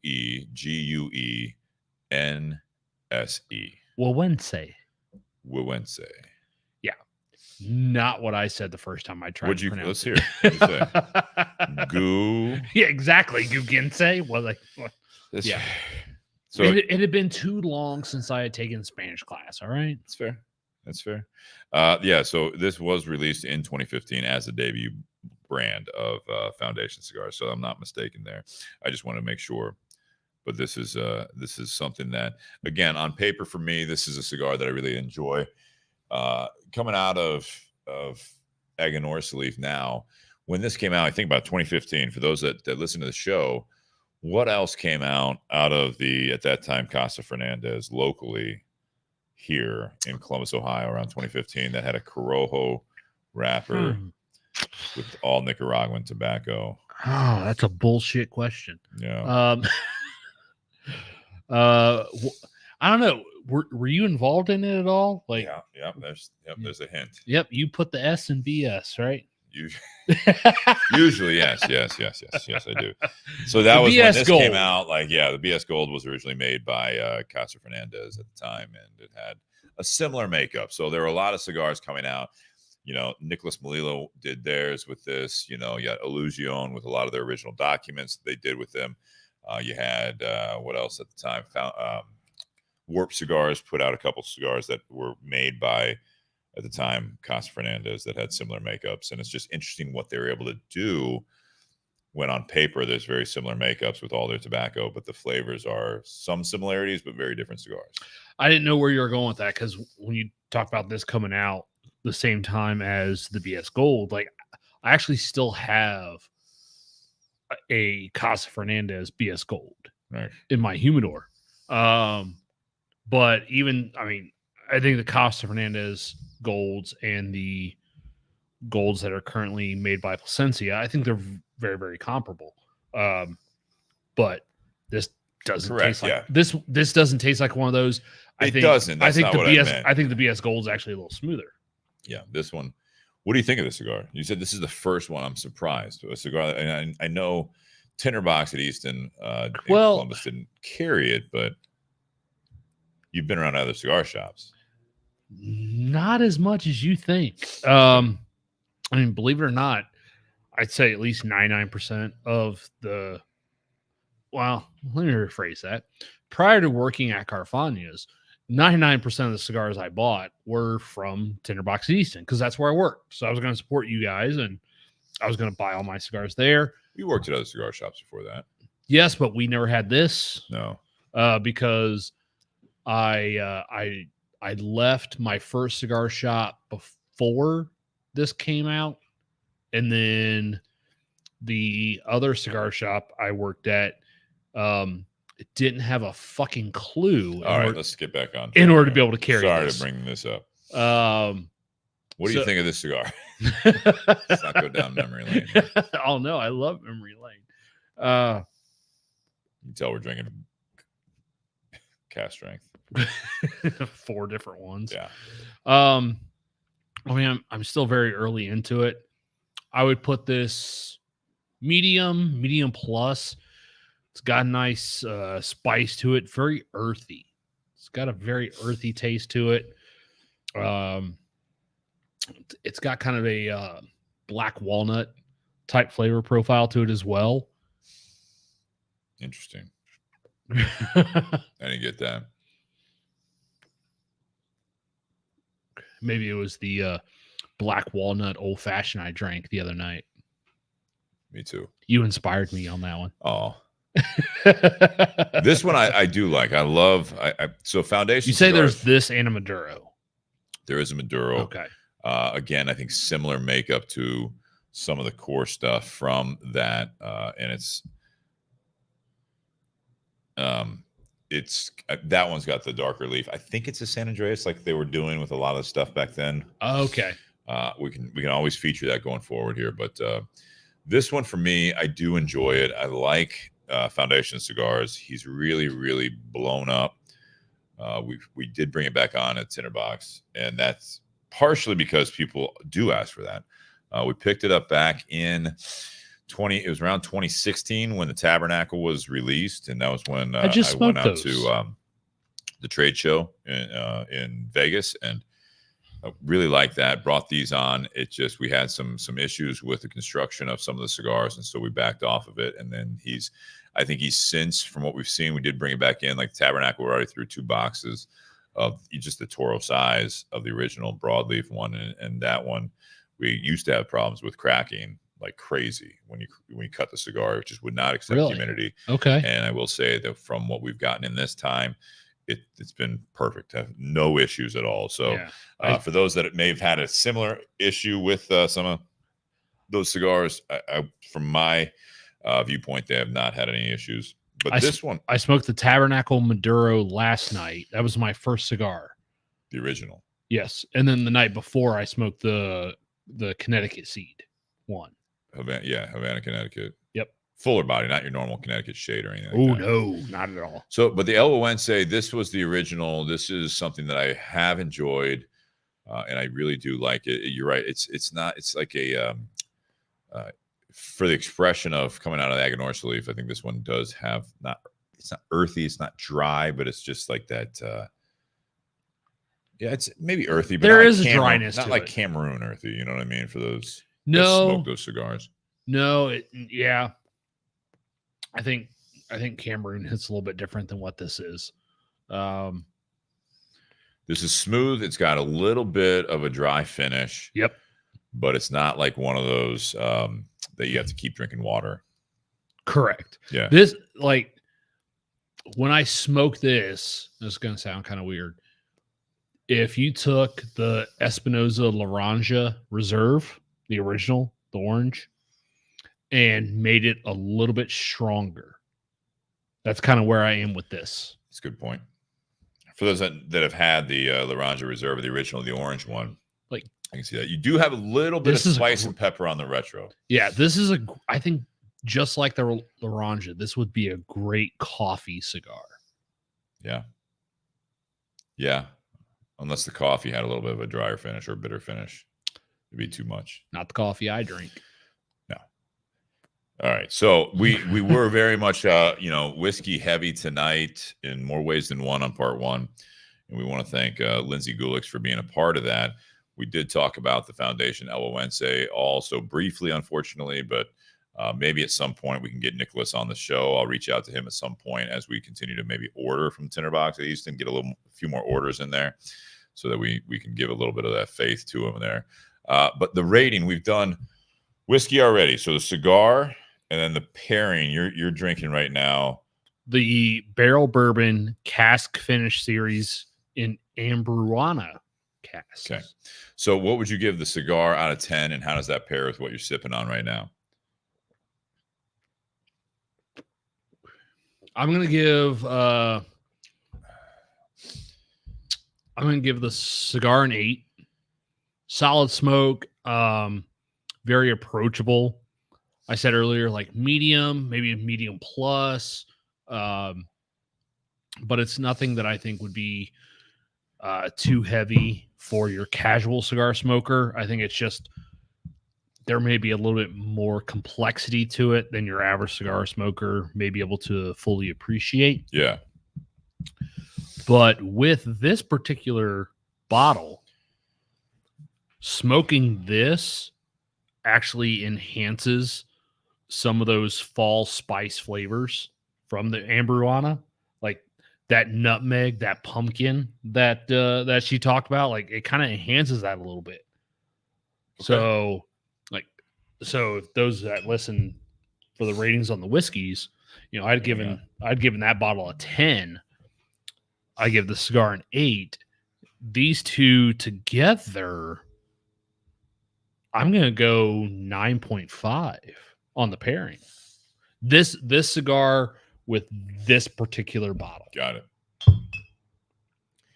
For me, I get why Nicholas Melillo probably started with this blend, because I feel like this is your everyday smoke. This is something that medium bodied. It's a just classic rich tobacco, light, that leather notes. It's got a little bit of the dryness. So I mean, it's a Nicaraguan puro, correct? Yeah, it is. But on the palate, it doesn't have as much spice as some people think a Nicaraguan puro is going to have. No, it doesn't. And so again, straight medium. It's an everyday smoke. It's kind of for everyone. Maybe a little strong for mild smokers, but it's very approachable. So I'm going to give this cigar an 8.5. I think it's a solid smoke. It's coming in at if I recall, on the shelves in Ohio around $12, $13. Okay. So it's your average price cigar now. Yep. In my opinion. So the construction's good. It's a little, at least mine, little like not the smoothest wrapper, but there's a nice sheen to it. Okay. Like, yeah. Oh no, yeah. Yours is a little smoother than mine. So you've got that one little vein kind of. Right, we're getting Yeah. Oh no, there's that vein. Yeah. So it's not a rustic looking cigar by any means, but it is a little bit more just everything about it just kind of just natural, in my opinion. Natural tobacco there. So he did a great job with that. The pairing for me, and I'm sipping on the Batch 35 Barrell Bourbon. It's an 8. I mean, it didn't do anything. They're both good together. You know what I mean? Like it's something solid. Take a puff of your cigar real quick. Yeah. Or actually, here, drink that. You just want to pour more in your glass, don't you? No. I'm just gonna have a little bit. I'll pour a little bit, and then I'll no. come I'm back saying to part 2. Take a drink of this and then puff the cigar. That's the other order, but yeah, whatever. No, I'll do it in part 2. I don't want it to start. This is the show we drink out of each other's glasses on camera. That's just gonna look weird, I think. No, not doing it. Not doing it. Just the two of us. So we're still on the air. Thanks to our sponsors, Tinder Box at Easton, Columbus, Ohio. Check them out. They do have the El Gueguense. Wait, what was your pairing rating with what you're drinking? 8. I did 8, yeah, with the Batch 35. But yeah, they carry the El Gueguense. They also carry, let's see, the Tabernacle in 2 blends. They have the Charter Oak in a couple blends. And Uriel says, haha, it's all right, Steve. No judgment here. No, you're just egging it on at this point, Yuri. And some of the Charter Oak, the Almec's on its way, hopefully, if they can fulfill some back orders. But kind of all in right now with Foundation at Tinder Box at Easton. So if you can't find it at your local brick and mortar, just contact them, and we can definitely ship you something. And also Altadis USA, we've got a Romeo by Romeo with the red band. That's going to be the follow-up smoke, even though we just lit up the LONC. So, but thank you to Altadis USA for the continued support with the second cigar. We've also got some great cigars from them in the humidor downstairs here that hopefully we get Charlie back on. and we'll feature some even without him. But thank you very much, Altadis USA, Maria, Charlie, and everyone there, Josh Bentley, and the continued support. Cigar Company. The gold is made by Plasencia. The silver is made by Espinosa. Smoke some sample blends for possibly something else coming out, but that's going to be hopefully a work in progress there. That's all I'll say about it right now. That it's been kind of tight-lipped for right now because I didn't want to, if nothing comes out of it. Well, let me know, because I know a humidor that could use one. We'll get there. We'll get there. And I also want to thank you guys at patreon.com/bourbonbs podcast for the continued support. And please feel free to join that. And there's easy, $5 contributions, $10, $25, whatever you want to do. And then Venmo for one-time contributions at Bourbon and BS on Venmo. And then as Nate was just showing off the BS, the Nicaragua, as I call it, the blue and white. Yes. And he's got the shirt on, the red one, the pour one more, light up another. We'll figure this out together. I've got the black and blue BS. I think I need to order another one of these and the camo with the Barrelhead logo. Getting holes in that one too?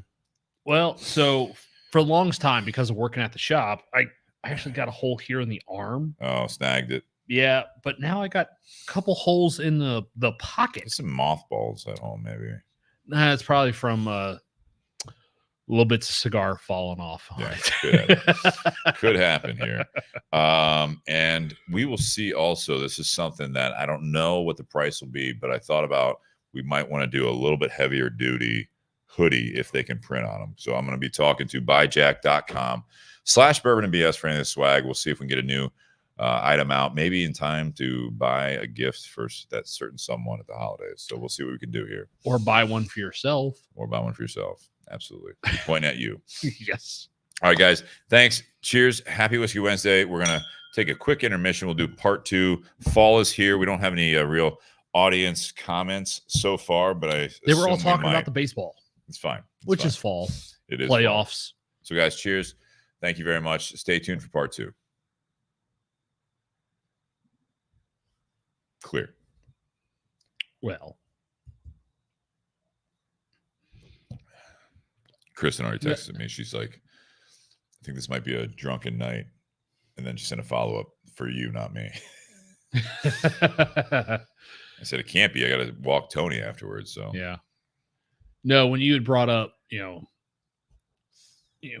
had I gotten this from other shops, like typically most of the cigars I buy, I either buy from where I work, Tinder Box at Easton, or from the humidor Carfanas that I now run. But this is one of those that up until Tinder Box started carrying these, it's something that I may have looked and actually purchased at another shop. Because if I go to another shop, I'm going to intentionally look for things that Tinder Box doesn't carry. Sure. That makes sense. Yeah. Because if I'm going to buy something, I might as well buy it at the shop I work at. Makes sense. Support you guys. And yourself. And yeah. Your job there, too. Coming soon to the humidor at Carfanas is going to be some crown head stuff. Nice. Finally got the paperwork filled out after 2 months of waiting. Justin Turner says, as a Braves fan, I was hoping not to be here tonight, but here I am. Sorry, Justin. Yeah, I think it was 10-2 Phillies over the Braves. Yeah. So as a Cubs fan, I was hoping not to be here tonight, but well, now that game's over, that means that Jonathan Herring and Bobby Hirschman should be tuning in. Doubt it. They're going to watch the whole thing. The game's over. Oh, it's over. Yeah, over. I thought you just meant it was over. No. Because they were ahead by finaled. Yeah. Well, hopefully we'll get them on here. Maybe not. Maybe. Who knows? We can go into part 2 here. Not sure what we're going to talk about, but we will talk about it. If any of you guys out there, I'll put the banner up here.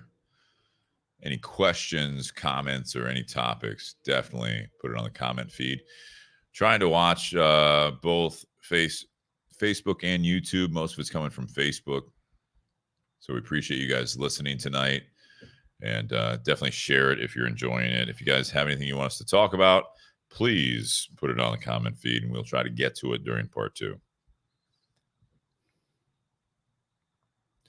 All right, I'm going to pour one more. I'm going to pour one more of the one you're loving, the Amburana. Okay. And then you can have the rest.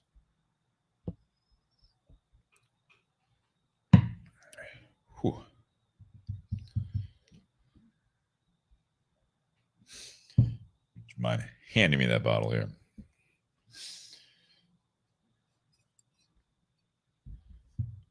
Justin Turner, is there bourbon in PA? I'm over there a lot at this point. I don't know. You'll have to check.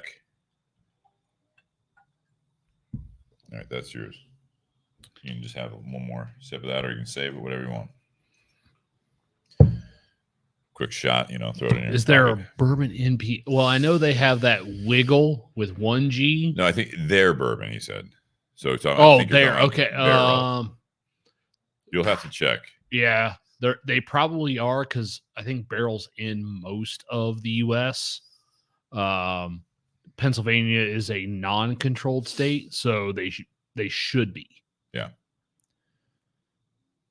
When we first spoke to them back in 2020 they were around September. They were not in Ohio yet. Not yet. Yes. Yeah, so now they are. So I assume most states that are even controlled, they have gotten at least their 4 major ones, which is the Dovetail, it's the Seagrass, the Vantage, and it starts with an A. It's not Amburano. It's Armada. Yep. All 4 fantastic. All 4 very different. We had Andemic on earlier saying that she even picked up a Seagrass recently. So yeah. And I actually texted the guy at Carfagna's who is in charge of our OHLQ ordering and stuff. And I actually asked him, and he's working, so he hasn't responded yet. But like, hey, is there a reason we don't carry these? Because with the price point they are, I think it fits with our clientele. I think you just need, but have them sample some. I'm not in charge of that. Well, have the person in charge of the samples. Well, that means I would have to probably say not that one. Finish that one. Just say that's the good one. Yeah. But yeah, because we are considered good. Yeah, we are considered a boutique store. Maybe take that into them. We don't carry in our store. We don't carry any pints. We don't carry any airplane bottles. The only handle we carry is Tito's, because that's the #1 selling liquor in the U.S. Sure. So because of that, we have more variety of whiskey on the shelves, and we also have a lot of boutique stuff. So I'm surprised, given what we carry, that we don't carry any Barrell Craft products. Well, again, you can at least suggest it. Oh yeah. All right, you want to get into this? Sure. Justin Turner says, well, I'd really like to hunt down that bottle Nate likes so much. It is good. I just poured a little bit more of that, and it is very, very tasty. It's very unique, and I would definitely recommend trying it out.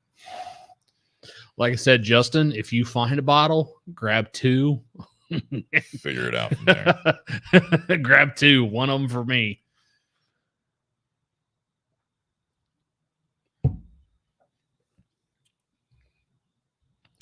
Welcome back to the Bourbon and BS podcast, everyone. This is episode 289, part 2, Beyond the BS. And if you guys are just tuning in, or if you are listening to part 2 on the audio, make sure you click back to part 1 or start the podcast over, because we had a great conversation with Lindsay Gulics from Barrell Craft Spirits, and we definitely dove in hard in part 1. So maybe sip a little slower than part 2 here. We'll see what happens here. But we had 4 different barrel bourbons. One was a barrel rye, but some new projects from them, including their newest offering of their batch barrel, 35. Yeah, barrel bourbon, which is the cast strength batch 35, and they do this frequently, obviously once a year. I think it is. Yeah. Pretty much. Well, no, they do a couple releases a year, because 3 years ago in 2020, it was around September. That was the first one we did, and that was batch either 25 or 26. I'd have to go back and listen to it. Yeah. So they're doing it is several, and they are doing, they said, smaller batches going forward. So it'll be interesting to see what happens there. Yeah, they're almost it's almost quarterly that they're doing. Yeah.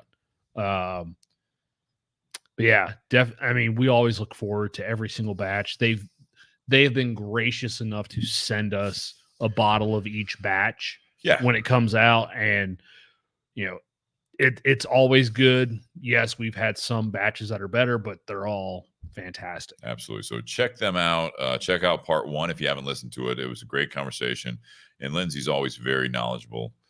She is the territory manager, kind of East Coast New England, basically. That Northeast. Yeah, Northeast rep. So nice of her to stay with us for the part 1. You guys are stuck with us for part 2, and we really didn't have a whole lot of. What was? No, I did a whole. Oh yeah, didn't have a whole lot of feedback from the community. I did post it late here, but we've done this before where we talk about seasons changing, and there's a lot going out of the summer into the fall. And I tell you what, if you guys are anywhere close to us in the Midwest, I don't know how the rest of the country and world is, but man, did it take a turn quickly. Yes, it did. We had the summer, if you will, last a little bit longer than normal here. And up until last week, we were in the 80s. And now it is, I asked Siri what the weather was going into today. And I think it was the low from last night, but it was like the high was about like 69 degrees. The low of the day, I think it was probably at midnight this morning. And it was like 34. Yeah, there was. So we have those swings going on. It was on. the first frost warning. Yeah, tonight's not going to be that cold, but I mean, it's that we're going to have a couple warm days, and then I think we'll take a quick turn.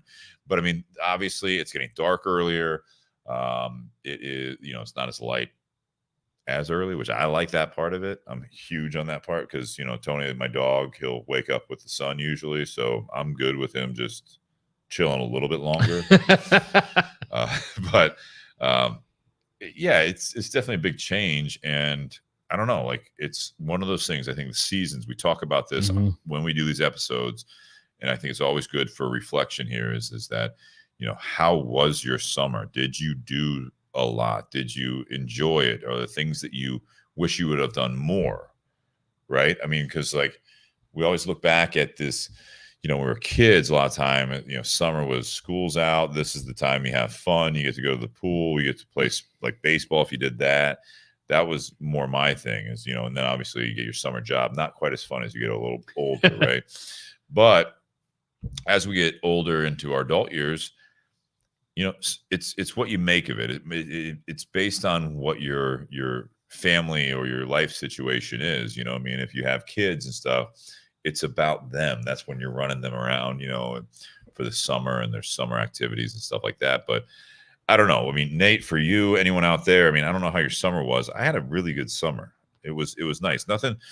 Nothing like too dramatically noteworthy as far as like, oh my gosh. But I mean, I had some, Kristen and I did some pool days together. It was a hotter summer, I felt like, overall. But I mean, it was a good summer. I mean, I really enjoyed it. And doing the show during the summer, we had some hot nights in the garage, but I mean, overall, it wasn't crazy. No, I don't think we had any of those like 100-degree days that we've had in like some years past. I think it may have been. I think it may have been hotter, over a longer duration than like some of the high. Like we didn't hit some of the higher peaks in terms of temperature that I think we've had in the past, but the hot temperatures I think seemed a little bit more sustained. But you're right, it did turn rather quickly because I remember you and I were texting back and forth while you were in Mexico, and I was like, yeah, today's high is like 15 degrees lower than what it was yesterday. And yeah, when we left, it was about 80 something here. Yeah. And the forecast for Cancun was 89, 90. And we had some days that were like highs in the upper 50s or low 60s, something like that. Yeah, as we were getting ready to come back, it was like, you and a couple other people, like, my buddy Eric Goldhaber, he's like, just so you know, it sucks here right now. I'm like, all right, well, we are flying back. I went to the airport in shorts and then changed at the airport into jeans because I knew what I was walking into. And sure as shit. And then we had a layover in Baltimore of all places. So I did the opposite of that one time. I dressed for my destination Yeah. And I was flying to Florida from Columbus in January. So I dressed for Florida weather. However, the terminal here in Columbus was freaking freezing. And I actually had to go to one of the gift shops and buy a hoodie. Yeah. So that way I was at least comfortable in the terminal at the airport. And then I get off the airplane in Miami, and I'm still wearing that hoodie that says Columbus right across the top of it. And the guy that was picking me up, he's like, "Oh, yep, I picked you out from a mile away. You're the only person coming off the flight wearing a hoodie." It just so happened to say Columbus on it. There you go. Honestly, my summer was kind of chill. Didn't have a lot going on during the summer. Obviously, still working in my new role and trying to do the things I'm supposed to do within that new role, and learning all the different products and everything. But recently, still going on right now, is the All-American Quarter Horse Congress. So that takes a lot of Jess's time, because she works at one of the booths at that. For those that don't know, the Quarter Horse Congress here in Columbus is the largest single breed horse show in the world. It's funny because it was on the news. It's also the biggest money maker. It was on the news, and there was like this saddle maker of these like really high-end saddles. Oh, yeah. And I was like, we were watching it, and Kristen was watching it, and she's like, I mean, is this like, and this is not throwing her under the bus by any means. Like literally, she was like, I mean, is this like a big thing? Like, I'm like, why are they like covering this? Like, and I was like, my response was this: don't ask Nate about it, because he'll tell you everything about it. And don't ask Jess. You can tell. No, you can ask me. I basically said it was huge. I mean, it is absolutely huge. I said I never knew anything about it until you like start seeing all these people showing up at the hotels and the restaurants, the trailers, the dualies. So, yeah. I mean, she'll listen to this later, and I'm not, like I said, I did not throw her on the bus. She didn't sound like it was just for those that aren't into it. They're just like, why do I care about this? And it's like, well, so it is like beyond, like it's like it's that and the Arnold Classic. Like those are the two benchmark events in Ohio. So to give you an idea, years ago, you keep talking. I'm actually going to set up. She says I'm listening still, I think. So she's listening now, LOL. Yeah, I didn't say anything bad. I said, yeah, we're going to have a special guest join us in the middle here. So you keep talking. I'm going to scoot over here. So years ago, the Ohio State Fairgrounds, which is here in Columbus, they were considering changing their food service provider. So they were going to go to a company to provide all the all the concession stands and everything like that. And at that meeting, there was a representative from the Quarter Horse Congress. And they said, well, what about when the Congress happens and we want to have all these outside food trucks, all these outside vendors? What are we going to do about that? And they said, no. Everything would have to run through this third-party company. And the representative from the Quarter Horse Congress spoke up and said, if you do that, we will move the Quarter Horse Congress out of the state of Ohio. To give you an idea, on a slow year, the Quarter Horse Congress brings in $180 million into the state of Ohio in a slow year. So when they threatened to take the Quarter Horse Congress out of the state of Ohio, the state buckled and said, okay, we're not going to do that. We're not going to bring in this third-party company because the money was too great. Oh, yeah, absolutely. And thank God for it, because that company they were looking at bringing in was the company that took over when I was in college. They took over all the food services. So I had 2 years where the food service in college was run by the university, and then the last 2 years run by that third-party company, holy shit, did things take a turn for the absolute worst. Food quality went down, prices went up. It was absolute disaster. So because the representatives brought up specific vendors, like, can we bring this vendor in? Can we bring this vendor in? They're like, no, you can't. And we're like, and they were like, well, yeah, we're not going to do that then. We're just going to move it somewhere else. So that's the kind of weight that the Quarter Horse Congress has. There you have it. It's a huge thing. Who's showing up? I'm not going to tell you. I'm waiting for a car to pull up. So obviously with fall, that's a huge event for you and Jess. That's going to be something big. That's going to be taking up a lot of time. Jess took 2 weeks of vacation off from OSU to be able to work at one of the booths at the Quarter Horse Congress, which goes for about 3 weeks. I think with like fall being here and seasons changing, that's why I asked. I've already had a couple customers say that, it's like, I don't know, like, I guess, with it getting darker, like they've already started talking about seasonal depression. And that's where I lead into the conversation about the fact that it's like, did you have a good summer? I mean, let's not like just jump into this. And it's like, for some people that look forward to events like that, or, if they have kids and it's like, now I'm running them around to practice and all this stuff. I mean, I'm getting a lot of that now that, school has been back in session, but it's like, I'm asking a lot of people I see working retail, how's everything, how are you? It's busy. You know what I mean? Like, I feel like as we get into fall, all those classic fall things that you love to do and stuff like that, you really do have to remind yourself that hopefully you had a good summer. If you didn't, like, figure that part out. But as you get into the fall, yes, your activities change again. You're busy. For you guys, obviously, the dynamic of the home life changes because she's busy doing that, right?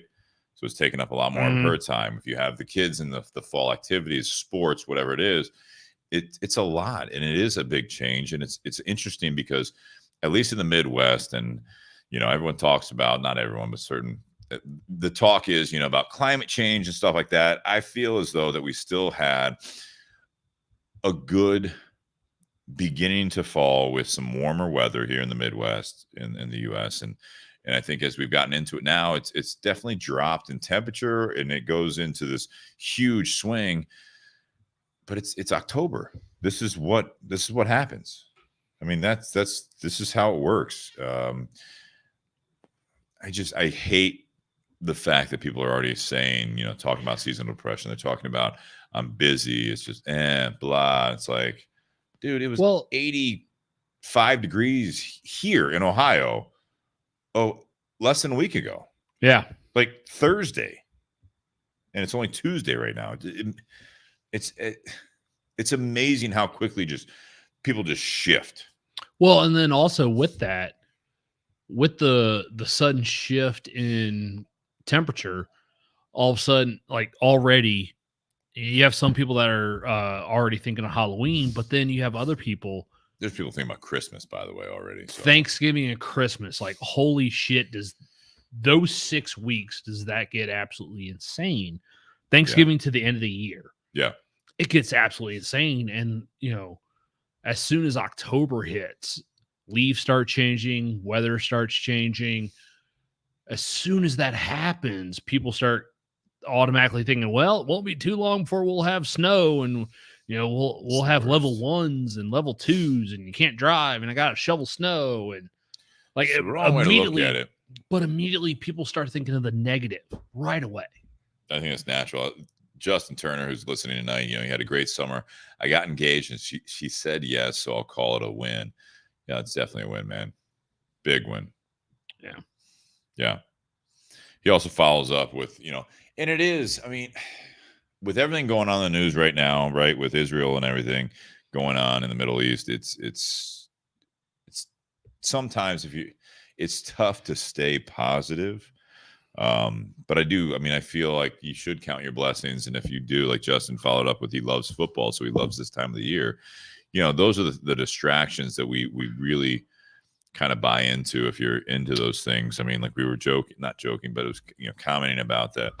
The Ambrano one that I'm sipping on here is that, it's got that, someone said like that pumpkin spice without the pumpkin. I mean, that's what the Lindsay fall said. flavors, the fall flavors. We got a bottle coming up from, and I have not cracked it, but from Watershed coming up. That's the fall. I forgot how they put it on. The fall release. But yeah, but it's like, it's specifically like fall release on the label. Yeah. And I think there's something that you can try to tie in some good things fall to this finishing series. There you go.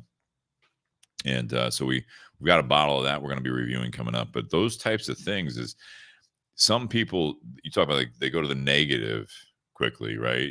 But there's other things that going on in the world and stuff like that.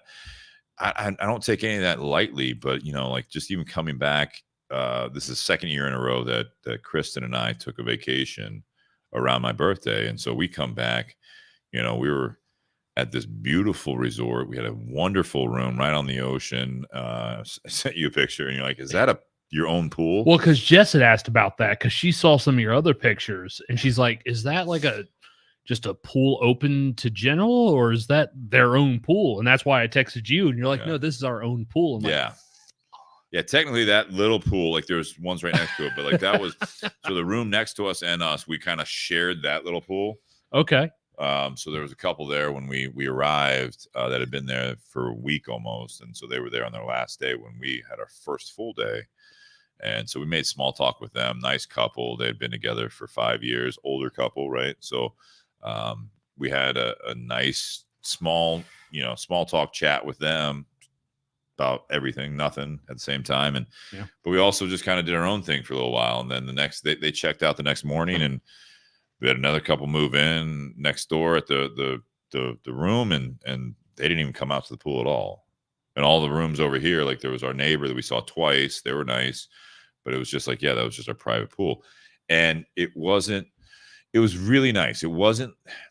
It's for us and for me, with everything going on, like I said, in the world, I still think it's okay to enjoy yourself. If you're able to do it, you should do it. If you want to watch football on Sundays and still be productive throughout the week, you know what I mean? If you're able to do that, whatever your hobbies are, I think that, with the seasons changing, those are some of the things, especially first world countries, these are things that we can look forward to, the negatives that, you're talking about, like, I'm not looking forward to snow, but I like it when snow's pretty around the holidays. You know what I mean? It's like, but I don't, Christmas, January, by, mid-February, I'm done with it. So when it lasts through March, it's like, are you serious? Like that's when I get depressed about it. But I don't know. I think there are things you can look forward to. It's fun talking about in part one of tonight's episode. The fact that, Lindsay was saying that these are great on fall days. You know what I mean? Certain bottles you can pair it up literally with the seasons where, some of the stuff that we sipped on tonight so far would not necessarily be great where I was in Mexico. Like, if they had these at the bar, I'd be like, oh, it's great to see barrel bourbon there. But I'm not going to be ordering even the Ambrana. Right? I'm not going to order that as it's 90 degrees and I'm in a pool.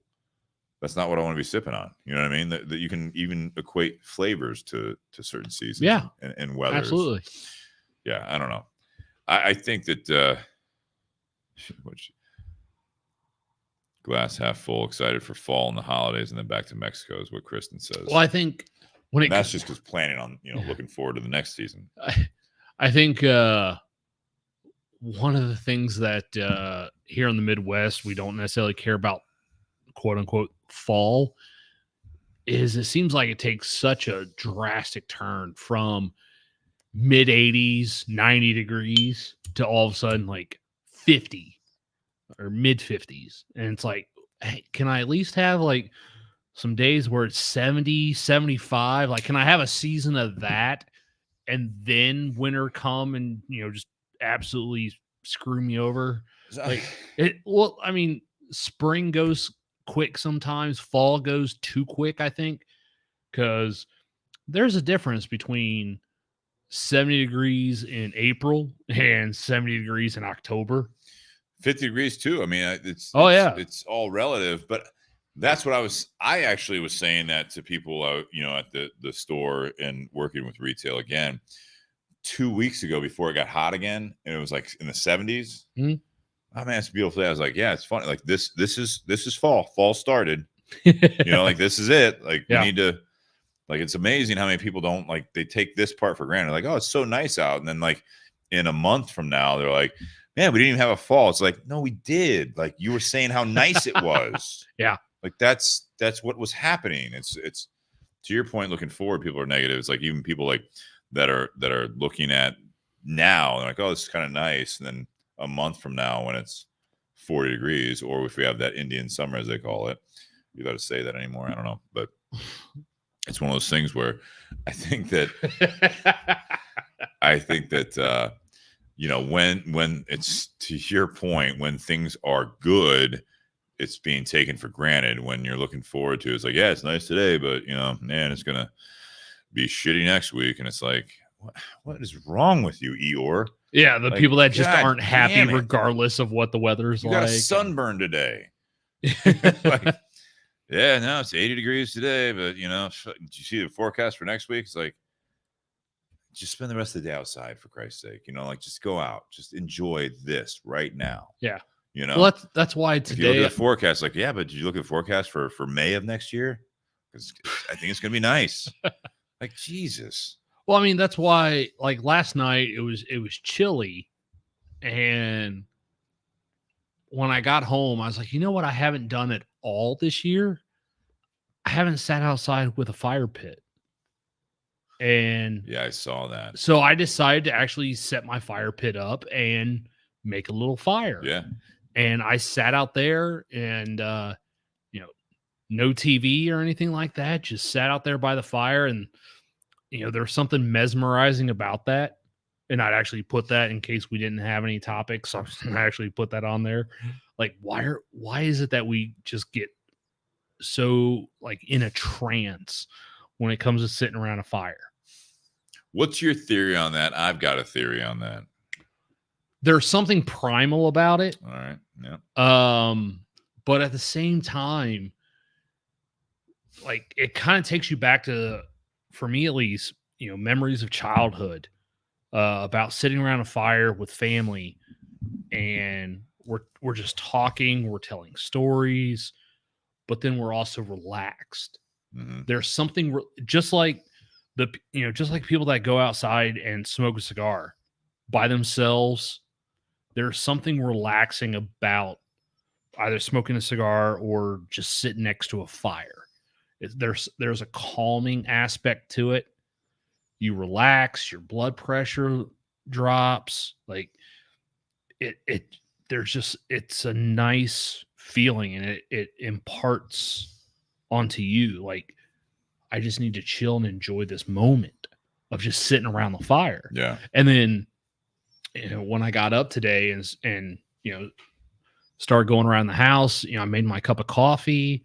I had a cigar that I had picked out just for this afternoon, earlier in the afternoon. And I just sat outside and had my cigar, had my cup of coffee. I didn't watch any TV. I just sat there. Yeah. It was in the 60s. I had this hoodie on. I had a t-shirt on underneath. Great hoodie. You can actually get it at buyjack.com/bourbonbs. Selfless plug. But I actually turned, because the table I have on my patio, like, I usually sit in a very specific spot. Well, the way the sun hits this time of year, I actually moved my chair to where I was sitting in the sun. Oh, that's who our special guest is. So I actually positioned my chair to where I was sitting in the sun. And Tyler Jones, everybody. Tyler Jones, Espinosa Cigars. Oh my God. Damn glad to see you. Oh, hello, everybody. How ironic. I'm We telling turned this. his mic on 4 there. Yes. You might have to change the level, so I changed the mic down. You put them in 4. Oh, Well, okay. this was already plugged in, so. Oh, okay. I'm sure we're talking about something riveting, like how the fall time is here. It Like is. beautiful, Yeah, beautiful. absolutely. Unbelievable. How could I figure? I have no idea. It's a beautiful night out. Gorgeous. But no, I actually, I sat on my patio in the sun, had my cup of coffee, had a knuckle sandwich chef special, this year's release. Beautiful, beautiful. And I didn't know he was going to show up. Well, that's a phenomenal cigar this year. It was great last year, but this year we, upped the game on that one. It was absolutely stunning. Like, I posted a picture of it, and I'm sitting in the sun. I got my coffee. I got my cigar. And there was this breeze going through. You could hear the leaves rustling around. And there was something relaxing about that. There was something peaceful about that. And even though a lot of times when I set up my patio, if I'm going to spend hours on the patio, sometimes I'll move a TV out there and watch whatever I've been working through, whatever show or movie I've been wanting to watch. And I didn't want to do any of that. I didn't want to watch TV. I just wanted to sit there with the sun, with the breeze, my cigar and coffee. And there was just something relaxing about that. And it was the right weather. It was the right temperature for that type of thing. 100%. It's a beautiful time when you can just wake up in the morning. You get that fresh, 45-degree weather hit you in the face. You felt good putting the denim jacket That cold air hit your lungs. It's a beautiful thing. You got college football in the air. You got NFL football in the air. Hockey season starting. It's just a beautiful thing. And,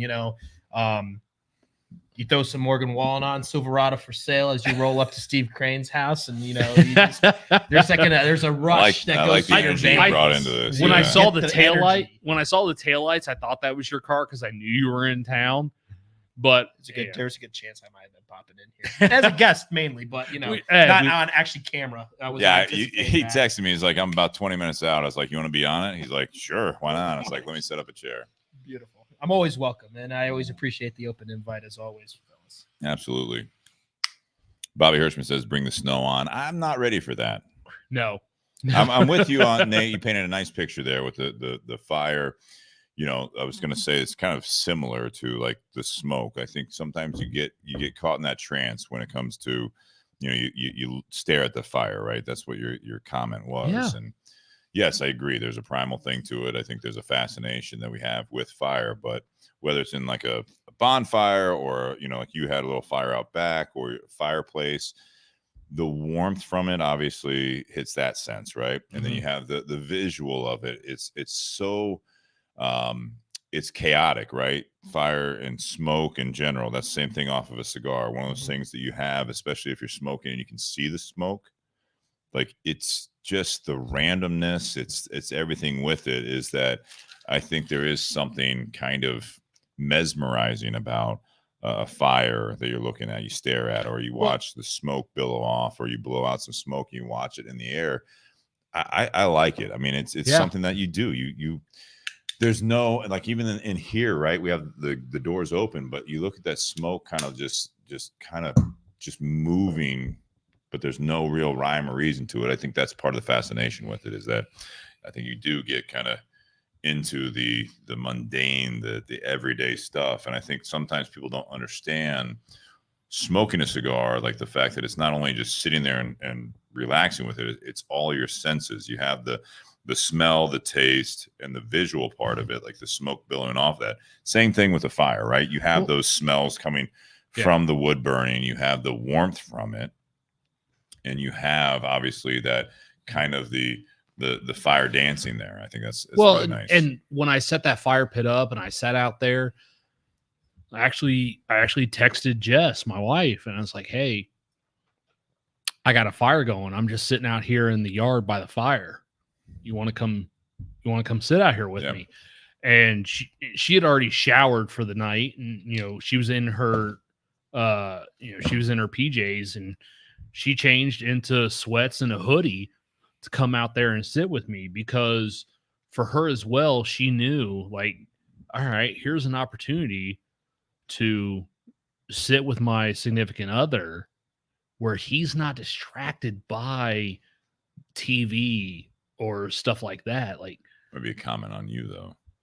It is, but no, you're right. But no, it's like I wanted to sit. I wanted to make a fire because I would rather sit out by the fire with a cigar and a glass of whiskey than necessarily, just sitting on the patio watching TV for hours and hours. Like, as much as I like watching TV, I'm Netflix that I just started a couple weeks ago. Chef's Table. Blacklist. Oh, Blacklist. Never Good watched. show. I watched like 3 James seasons. Spader creeps me the fuck out, bro. Great, I can't do James Spader. You ever seen James Spader in Wolf? He was great. Not at all. He was great as Ultron. He was. You know what? That created the creepiness and eeriness of that villain. Like, it was perfect. Like, you're like listening to that voice and like, that James Spader motherfucker. They He's said that fucking the cast actually like applauded him I'm sure. on some of those scenes. Yeah, you guys just creepy as shit. I mean, he's You gotta go back and watch Wolf. It's got James Spader, Jack Nicholson, and Michelle Pfeiffer. Michelle Pfeiffer, Catwoman. And it's a werewolf movie. That's a good time of the year for werewolf movies. Just saying. Wolf, check it out. Yeah. Wolf. Netflix, is that on pick it up. Netflix? I doubt it. I mean, it should be, but So it's I not. can go on like Apple TV and I could probably You can rent go it to, for like, 99 just cents. Hit up Blockbuster. It's called Wolf. Wolf. The Wolf? Wolf. Oh, No, the no. OSU has that. You can't do it. 1994. Yeah. Ooh, that's an old classic right there. It's currently on Pluto, or you can rent it on Prime. Okay. Gotta rent it. I gotta pay money to watch it. Yeah, $4 from your home. I mean, it'll be on your Amazon account. Okay. It's that's also got nice. a Christopher Plummer. Yeah. Would you pass the rye over here? The big bottle there. Is that this one right here? That's that one. Ah, it says rye. Dead giveaway. Who would have thought? Right? No, I just had a taste of this. The Barrel Bourbon Batch 35. Batch 35. Fantastic. Does not taste 117. No. It's He's hiding the little one I said he could have the rest of. But you can try this one here next. If you want. It's Beautiful. the Tale of Two Islands. Beautiful. I got options. I like Yeah, options. it's right in front of you, all of it. It's like I got a Romeo over here. I got a knuckle sandwich Maduro. Well, Romeo was Gordo. mine. I wasn't offering that okay, yet, but sorry. that's fine. But I You're a just lit cigar up rep. You got your own cigar. Right. I just lit up a beautiful knuckle sandwich Habano Corona Oh, Gordo. here we go. Yeah. Espinosa Which, cigars. yeah, I've got 9 of your facings now in the store. That's a beautiful thing, bro. I Hey, love it sells. What do you want from me? Tyler, what do you like about fall? Fall is here. We were talking about did you have a good summer? Did you enjoy it when you reflect back on that season going into this? We were talking about before you got here, the fact that like a lot of people go into fall, they're already like dreading the getting dark early. They're dreading like being busier. Why do we have to kids. dread it though? I agree. I mean, I think we can look at it as a positive almost. I had a phenomenal summer. Thank you for asking, Stephen. You're welcome. Had a lot of fun. Went to a lot of concerts. Had a blast. Nice, relaxing in the summer spirit kind of way. Yeah. And then the transition to fall has been actually quite nice. Actually, cigar business is still healthy as so far this fall. And on top of that, I got to kick it off pretty much this weekend with a beautiful Colts game. Yeah, I was about to say you were in Indy for the game. Yeah, I saw you were at the stadium. It was hilarious. I went to a buddy's tailgate and had no idea it was his birthday. And I just look at all this birthday shit. I'm like, Glaze, is this your birthday today or something like that? And he goes, yeah. I'm like, dude, why didn't you even tell me that it was going to be a birthday tailgate? I would have brought you some cigars or something like that. You should always have cigars. You're a cigar rep. Well, there is that. It was a little brisk outside. Always I didn't know if be. I wanted to have a cigar in my hand at that point. I wanted my hands in my pockets. Mhm. But so he goes, well, do you got a ticket to the game? I'm like, no, I was hoping we were just going to watch it at the tailgate or something like that or listen to it. He's like, no, I got an extra ticket. Come on. So I was with him and some guys from Yingling and stuff like that. So shout out to those guys. And, it was a great way to kick off fall with a nice everybody in Indianapolis was happy with a nice Colts win. I'm not a Colts fan by any means, but the city's always happier. Your team had a win too. Impressive. My Steelers beat the Ravens, which is always fun to see. That was a wacky game to kind of watch. And of course, I didn't get to watch any of it. And the time I don't watch them, You want to talk about that? So as a Bears fan, well, 14 losses. Dude, Kristen and I'll I tell are you in what. Mexico. I know how you've been about the Bears lately, but holy shit, the last 2 weeks, Justin Fields On fire. he has been absolutely it's fantastic. Weird. All right, let's not get into that necessarily. But I will say this about Justin Fields and the Bears, right? The whole time, I wanted him to sit behind Andy Dalton. I wanted him to learn the game and realize you can't be a running quarterback in the league.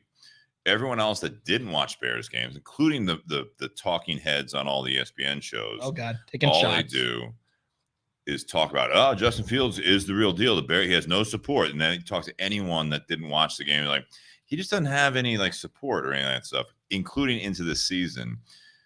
The second half of last season, he did really well when he ran the ball. That was it. He couldn't win games. Mind you, it was almost a complete year. 11 months between wins. Okay. Right. Yeah. All of a sudden, they almost won a game, blew it against the Broncos, the other worst team in the league. That was your and defense. Then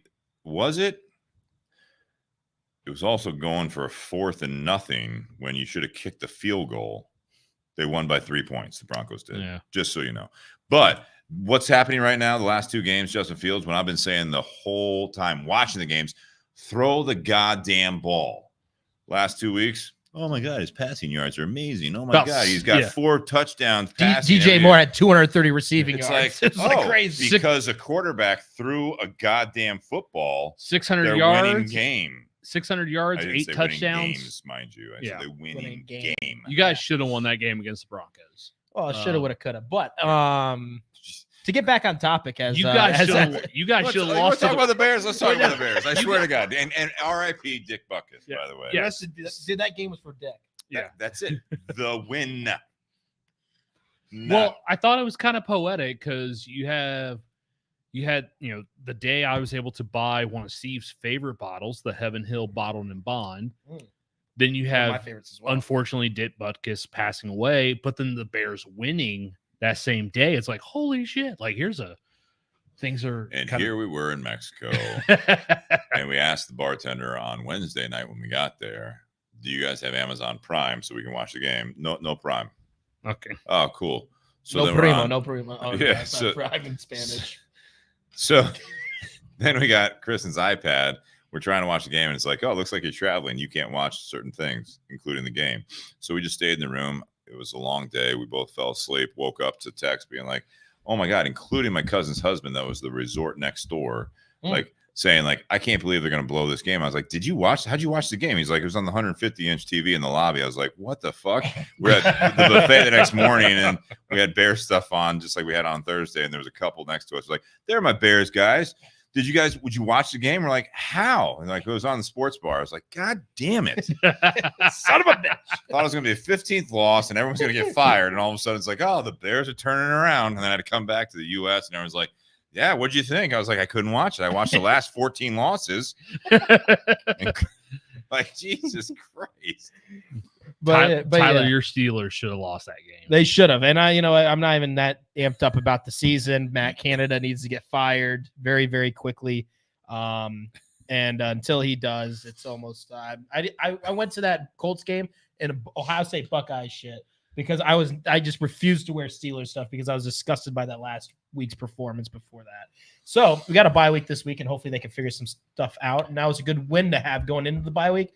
But at the same time, I'm still kind of distraught how the season's gone so far. See, unfortunately, even though we're tied for first place in the AFC North, which usually means something, but this year it really does. It's obvious fall's here to turn into football. I'm okay with that. Right. Well, when the schedules first changed a while ago at the Tinder Box, and I was put on Sundays, when I was first told that I was going to be working Sundays, I was like, "Fuck, that means I have to watch NFL with Todd."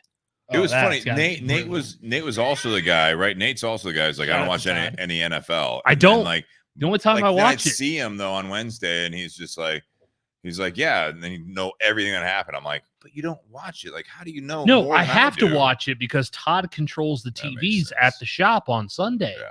I have to watch it. I don't want to. Camera. I don't want to, but I have to. And I said that as soon as I was put on Sundays, I was like, shit, I'm gonna have to watch NFL with Todd. And Todd's a Steelers fan. It's like, fuck, I'm gonna have to watch every goddamn Steelers game. that's on TV. Steeler fans are no offense. Well, I don't Well, care, because the funny thing was, the funny thing was last year, the Steelers opened against Cincinnati, and that game went into overtime because I actually predicted the blocked field goal that sent it into overtime last year. Did you really? I predicted that. Todd actually predicted a block. He predicted the blocked field goal this last week. I predicted the interception. I predicted a pick 6, but Steelers intercepted in the end zone. Joey Porter Jr. It's about time he saw the field. First round pick, practically. Taking number 32nd, and that was his first time actually coming in and playing. It seemed like all year. Mike Dieter, where did Tyler come from? Attaboy, Mike. We don't know. I pop up out of nowhere. He just drives down neighborhoods. Yeah, I'm just like, I wonder where Steve is. But yeah, going back, I had a great time at the game. And, the city of Indianapolis is happier when the Colts win. Everybody wants to drink more. Everybody's a little bit more excited. Yeah. So I like that. So I'm not necessarily a Colts fan, but I do have some Colts gear just because I like, supporting my new kind of. I'm the same way with the OSU Buckeyes. Here everyone's like, "Are you a Buckeye fan?" It's like, well, by proximity, you know what I mean? Yeah. I enjoy it because same thing. Columbus is like, if the Buckeyes lose, what are you, a Northwestern fan? No, I went to Miami of Ohio. Like, we're having a Red decent Hawk. season. Red Hawk. We're doing all right in the MAC this year. You know what I mean? Like, they took away Tuesday Maction, which I'm kind of upset about. Yeah, that was nice. Now it's nice. Conference USA Tuesday action. I don't know. I can't come up with a clever. I don't think they've come up with a clever name either. So.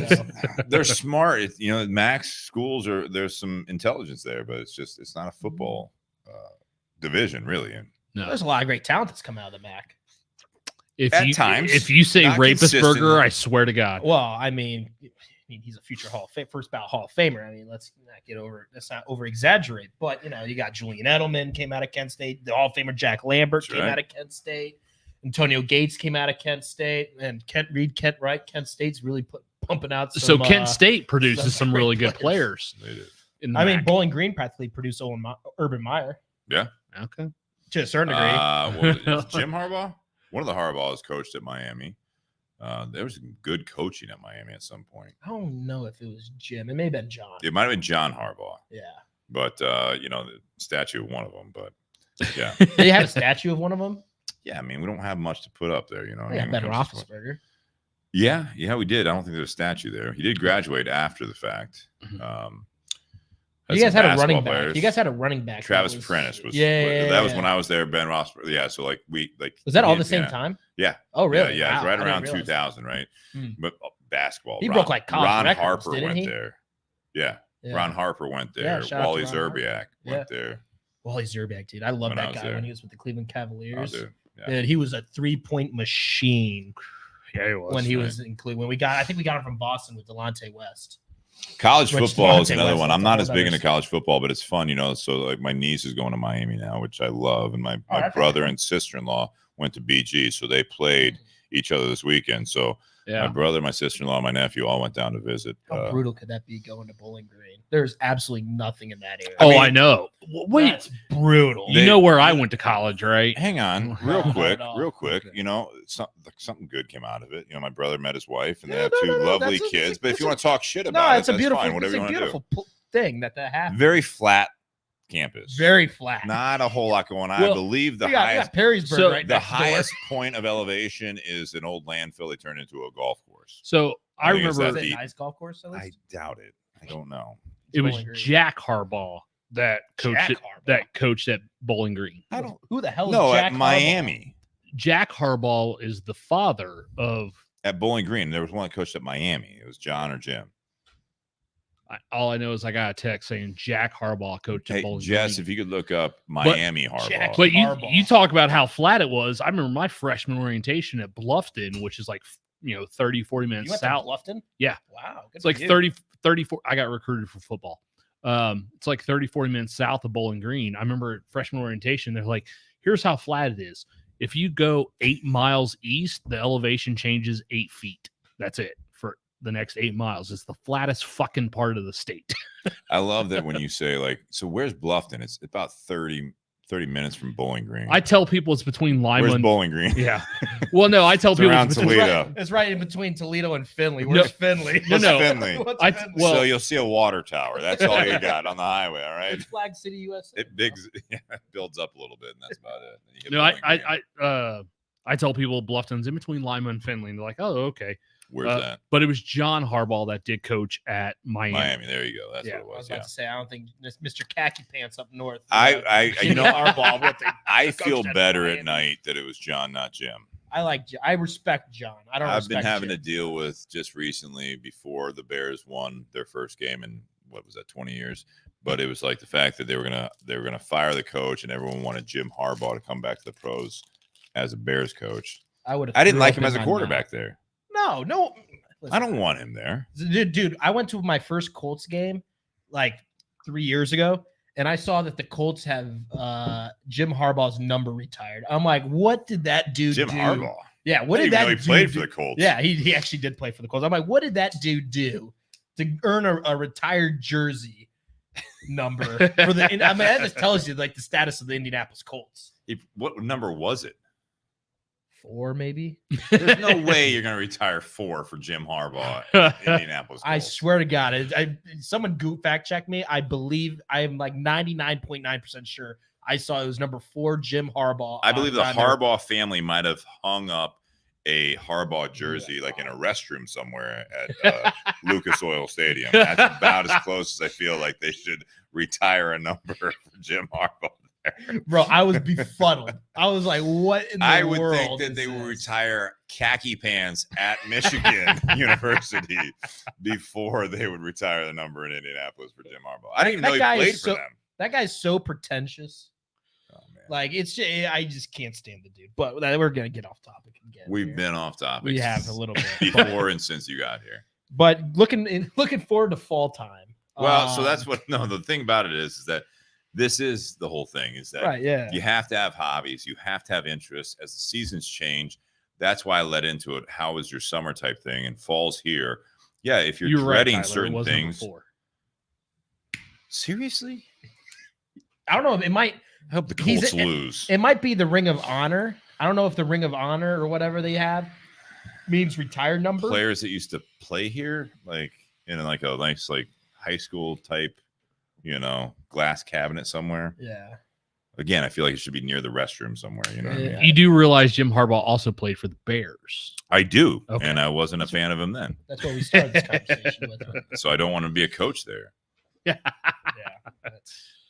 that's brutal. But no, fall time. I really like and I really love fall time because you break out the flannels, you break out the hoodies, the hoodies, the BS hoodies. You get to go to a buyjack.com/BS. You get your chance to go to maybe your last, outdoor venue concert, and then you start transitioning to indoors. And if you got some really good indoor venues, it's a nice experience as well. Like I'm seeing Ernest in a couple weeks. And actually, that might be next week, actually, when I see him. And then I got Warren Zeters right after that, the following weekend. And I don't know if I have anything else. I think this weekend Ashley Cook's going to be there. Have you ever heard her stuff before? I've heard her stuff. I like it. Yeah, she's not all bad. right. I think I it's not might bad. try to finagle my way into that. I think tickets are like $20. I'm like, for like a general admission to see her. I'm like, I'd pay $20 to see Ashley Cook, no problem. As long as it's not during when Ohio State is playing on primetime. Which I ended up missing my Larry Fleet concert because of that. I did not go see. I saw Larry Fleet earlier in the year. So I was like, you know what? I'm not going to miss Ohio State versus Notre Dame. Well, to go see Larry Fleet for the second time. I ate the $25. That was a great game. It was fun to watch. So that's the thing. I would have gone to Larry Fleet instead of that. Really? Yeah. If you saw him earlier that year? No. Yeah, exactly. I get it. Yeah. Like I saw him in Bloomington, and that was awesome when I saw him. And I was really looking forward to seeing him again. But then I saw Ohio State's primetime. I'm like, well, I screwed the pooch on this. I had no idea Ohio State's going to be on primetime with Notre Dame, which I should have looked that up. So, but apparently, going back to something you said earlier, Tyler, number 4 for Indianapolis was not retired because of Jim Harbaugh. It was retired because of Adam Vinatieri. Oh, there you go. I'm all for that. Yeah. Get I'm behind all that. for that. But Jim Harbaugh's, I swear to God, it's up there. So it might be, he still might be in the Ring of Honor or whatever, and his number might be up there. This would be the week to be able to go to a concert during an OSU game. Because we're going to boat race Purdue. No, it's not that. It's because the game's on Peacock. It's got not Peacock. it's not on cable TV or You have Peacock? Mhm. Why?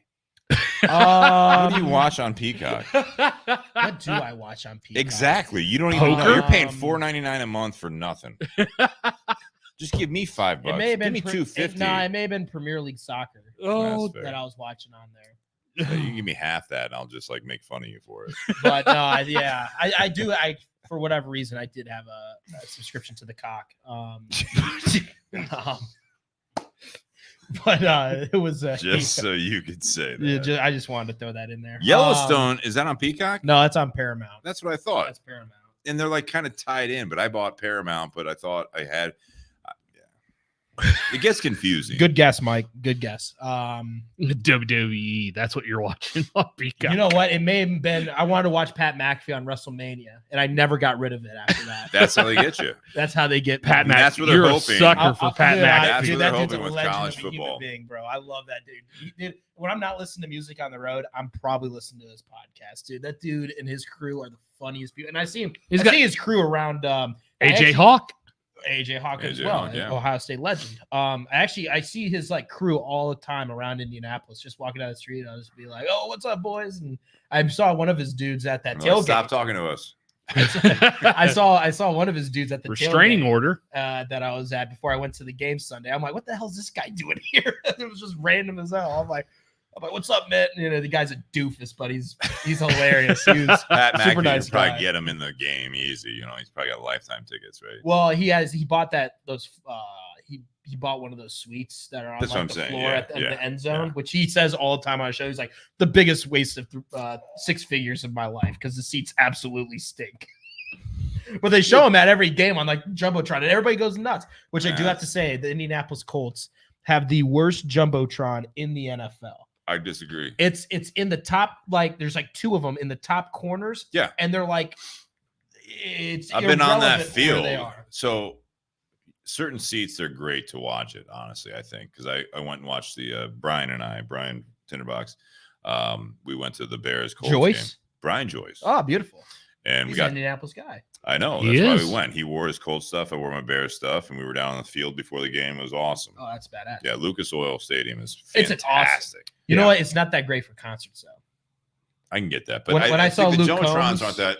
The thing is, the seats are great. You have that view, you know, where they can open up that side that shows the skyline of Indy. So they need to Beautiful. like bolt that thing down and put a Jumbotron on that window instead of opening Bullshit. it. You know, they had the roof Somewhere open. else. They had the roof open that game that I went to. They had the roof open on the game. It was I went to. it was like 51 degrees. I'm like, in it what was world? sunny. It was gorgeous. I'm when like, I was in there. what world is like that a good temperature to have that roof open? It's football, for Christ's sake. I mean, it is, but once you have that roof, that dome like closed, it's hard to like. Nah. It's hard to appreciate it when it's open. You're just like, dude, this is so nice when it's closed. You I can know be we're there in a sidetracking t-shirt. here. This is fall for us. This is obviously, fall. football. This is fall. I went to my first dome game in Detroit. Thanksgiving game, Bears. You like that place? So here's my thing. So I went to the Thanksgiving game, Bears Lions, right? Of course, the Bears lost. But I was all bundled up, like 4 layers. We tailgated. Like it looked like the way you what's And you know, by the end of the first quarter, like I'm down to a t-shirt. I was so confused watching football and in November. It was so cold outside. And by the end of the first quarter, all of a sudden it's like it's like you're watching like basketball, you know what I mean? It's weird. I don't like it. I don't like watching football in a dome. I don't mind it. I want to go to a baseball game in a dome. I'd be okay with that, but I don't know why anyone built it. So I say this because, again, being a Bears fan, with the talk of doing a dome in Arlington Heights, Yeah. if they move it, and they're saying they're not going to do a retractable roof. I'm I like, was just in Arlington Heights yesterday. Actually. like, why are you not going to do a retractable roof? Like, if you this day and age, you have that kind of money going into it, do a retractable roof. Because you're like concerts and shit, Yeah. like middle of July or whatever. Oh, the concerts at whatever the Bears stadium is going to be called if they go there. It's like, cool. It's in a dome. Like, shit. The Soldier Dome. That's a great name. The Soldier Dome. I don't think they can take it. They can't take the name Soldier. Probably not. Well, why is it even called that? Shit. I knew you were going to ask that. I forget. It was built in 1924. I know that. And there is a story behind it. I forget what it is. I hope there's a story behind it. Mr. Soldier. Mr. Soldier was the original owner of the Bears. An Bears. old farmer before the. It was his land that they took. Named after an old wooden ship. Oh, I'm sure because I'm getting so many text messages. Jess is going to research that. Oh, I'm sure someone's already telling us why. We can invite her to the Bourbon and BS podcast page to comment if you'd like. I think that the football conversation we're into, this is fun. This is a cigar shop. This is talking over drinks. This is, for me, football has always been I never played it. I just love watching it. Mm-hmm. And, even like with my current life situation, so a couple of years ago, that's literally how I met Kristen. Yeah. I was literally watching a Bears game at a local bar because they don't show it. And she's a Bears fan too. She's a Bears fan. She's a huge Bears fan. Sure enough, Jess answered. Soldier Field. Let's hear it. Yep. It's in Follow us here. Let's hear about Soldier Field. It's in memorial to U.S. soldiers that died in combat. Yeah. What a beautiful thing. It is nice. So they should be able to transfer that in honor of those fallen soldiers. I've only been, I don't know. There's probably someone that owns it. And the opening night, they should get Toby Keith to do like the national anthem. Did you see him? Justin Turner. Thank you. He put it. Hey, Justin Turner put it on the actual feed, so I can actually shout out to Justin Turner. Do we know Justin? Yeah. Is he the third baseman for the Dodgers? He's not. He's Braves fan. He's like, I didn't want to be no here. No offense to you, Justin. I'm just saying that would be kind of cool if Justin Turner from the Dodgers actually watched this. That would be cool if Justin Turner and Justin Turner met tonight. You know what I mean? That would be really cool. He's got a great beard. Is he still playing? Yeah. Is he still on the Dodgers? Yeah, I think so. He got in all sorts of trouble back in 2021. What, for fighting or something like that? No, it was much more serious than that. During, I think it was the World Series, he during the game, his test came back that he was COVID positive, so he got pulled out of the game. But when they celebrated winning, he was out on the field without a mask on. So that dirt ball. Yeah, I tell you what. There's a special place in hell for that man. It was 1926, Jess says. It was renamed November 27th, 1926, at the behest of Gold Star Mothers to name the field Soldier Field. Nice. I've only been Gold Star Mothers, like Gold Star Chili? No, Gold Star Mothers. Gold Star Mothers. Not the chili. No. Not the chili company? No. Gold Star. That sounds brutal. Gold Star Mothers are what they're referred to, mothers of soldiers who have died in combat. They're called Gold Star Mothers. I didn't know that. Yeah. You learn something new every day, right? Go Bears. I've only been Bear to down. I've only been to Bear two NFL games. One was in Cincinnati, and then the other was at the old Pontiac Silverdome in Detroit for a preseason game. When I was in high school, we actually got to practice on the field. That's cool. That's actually really cool. Yeah, we got to practice on the field and have a team picture, and that was my sophomore year. You win? You play a game on it? No, just practice. Just practice. It's actually really nice. I've been to more OSU hockey games than I've been to NFL games. Where do they have their hockey games at? For OSU? No, for Tiffin. Yeah, OSU. I think they do it at St. John's.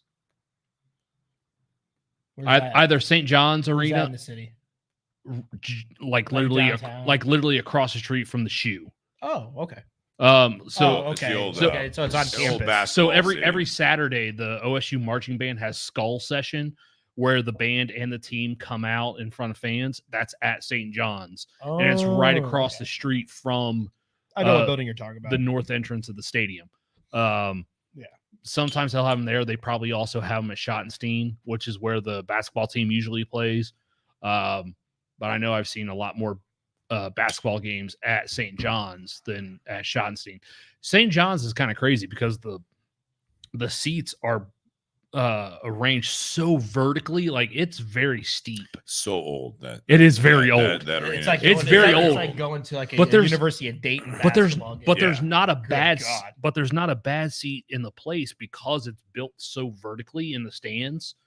Like you almost feel like you're right on top of one another, but I mean it's so close to the court. Straight down to look at the court. If you Exactly. That's scary though when you're up there. You know, I mean, those types of arenas. I've been to St. John's, where like the seats in front of you, like their head is where your feet and ankles are. Yeah, That's how high up you are. So walking up those stairs, Oh God, it's. I can't believe there's more. Like there's not more lawsuits. right? I just can't believe they haven't had a bulldoze. How did no one like fall all the way down? Oh yeah, yeah. And That's another one body hell, is that's on one the hell of a concussion right another there. body on the court here. It's all the like mop crew's cement. coming out. It's all cement. No. Oh yeah. Yeah. There's not a bad seat in the house. There's not a good seat in the house. You know what I mean? Like, it's the same thing here. That's Rust Belt, baby. That's right. That's Rust right. Belt. We're gonna cram in everyone. How many people? I don't know. We'll figure it out. What's the max capacity? We haven't figured it out yet. Yeah. How many people can we stuff in this place? We put folding chairs in the aisles. This bourbon's actually very good. Yeah. But see, we're also getting into that part of the year where we can start drinking like higher proof stuff and not be like This. sweating it out like our pores as we're drinking it, you know, like in the summer. That could get rough. Yeah, that's what we talked about. That was something nice about, some of the bourbons we had, and Lindsay we had on in part one from How Barrell. was that? What's that? The part one. Part one was good. I mean, again, we sampled all 4 of them, and we Beautiful. had Lindsay Gulics from Barrell Craft Spirits, and she's like the Northeast territory manager. Yep. Similar job, I think you have. She does events, and she that's does awesome. that area. And so she was talking about all these, and truly, I mean, it's fall is great for these types of, everything from Barrell Craft Spirits on the bourbon side.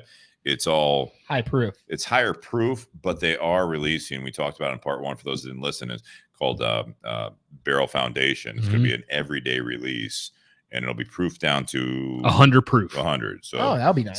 it's not bottle and bond, but they're going to be proof 100 proof and $54.99 retail.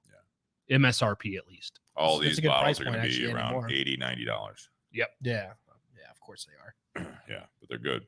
I love their bottles. They're like the glass. It seems like they use is so thick. Mhm. Like I feel like I could beat Nate to death with this and it wouldn't break. What the fuck?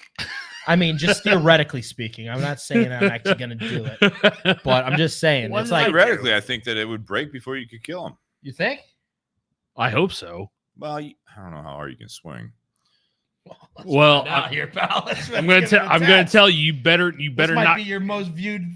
You might be your most viewed video. I'm If, gonna tell you right now. You better knock me out on the first swing. It got violent really quick here.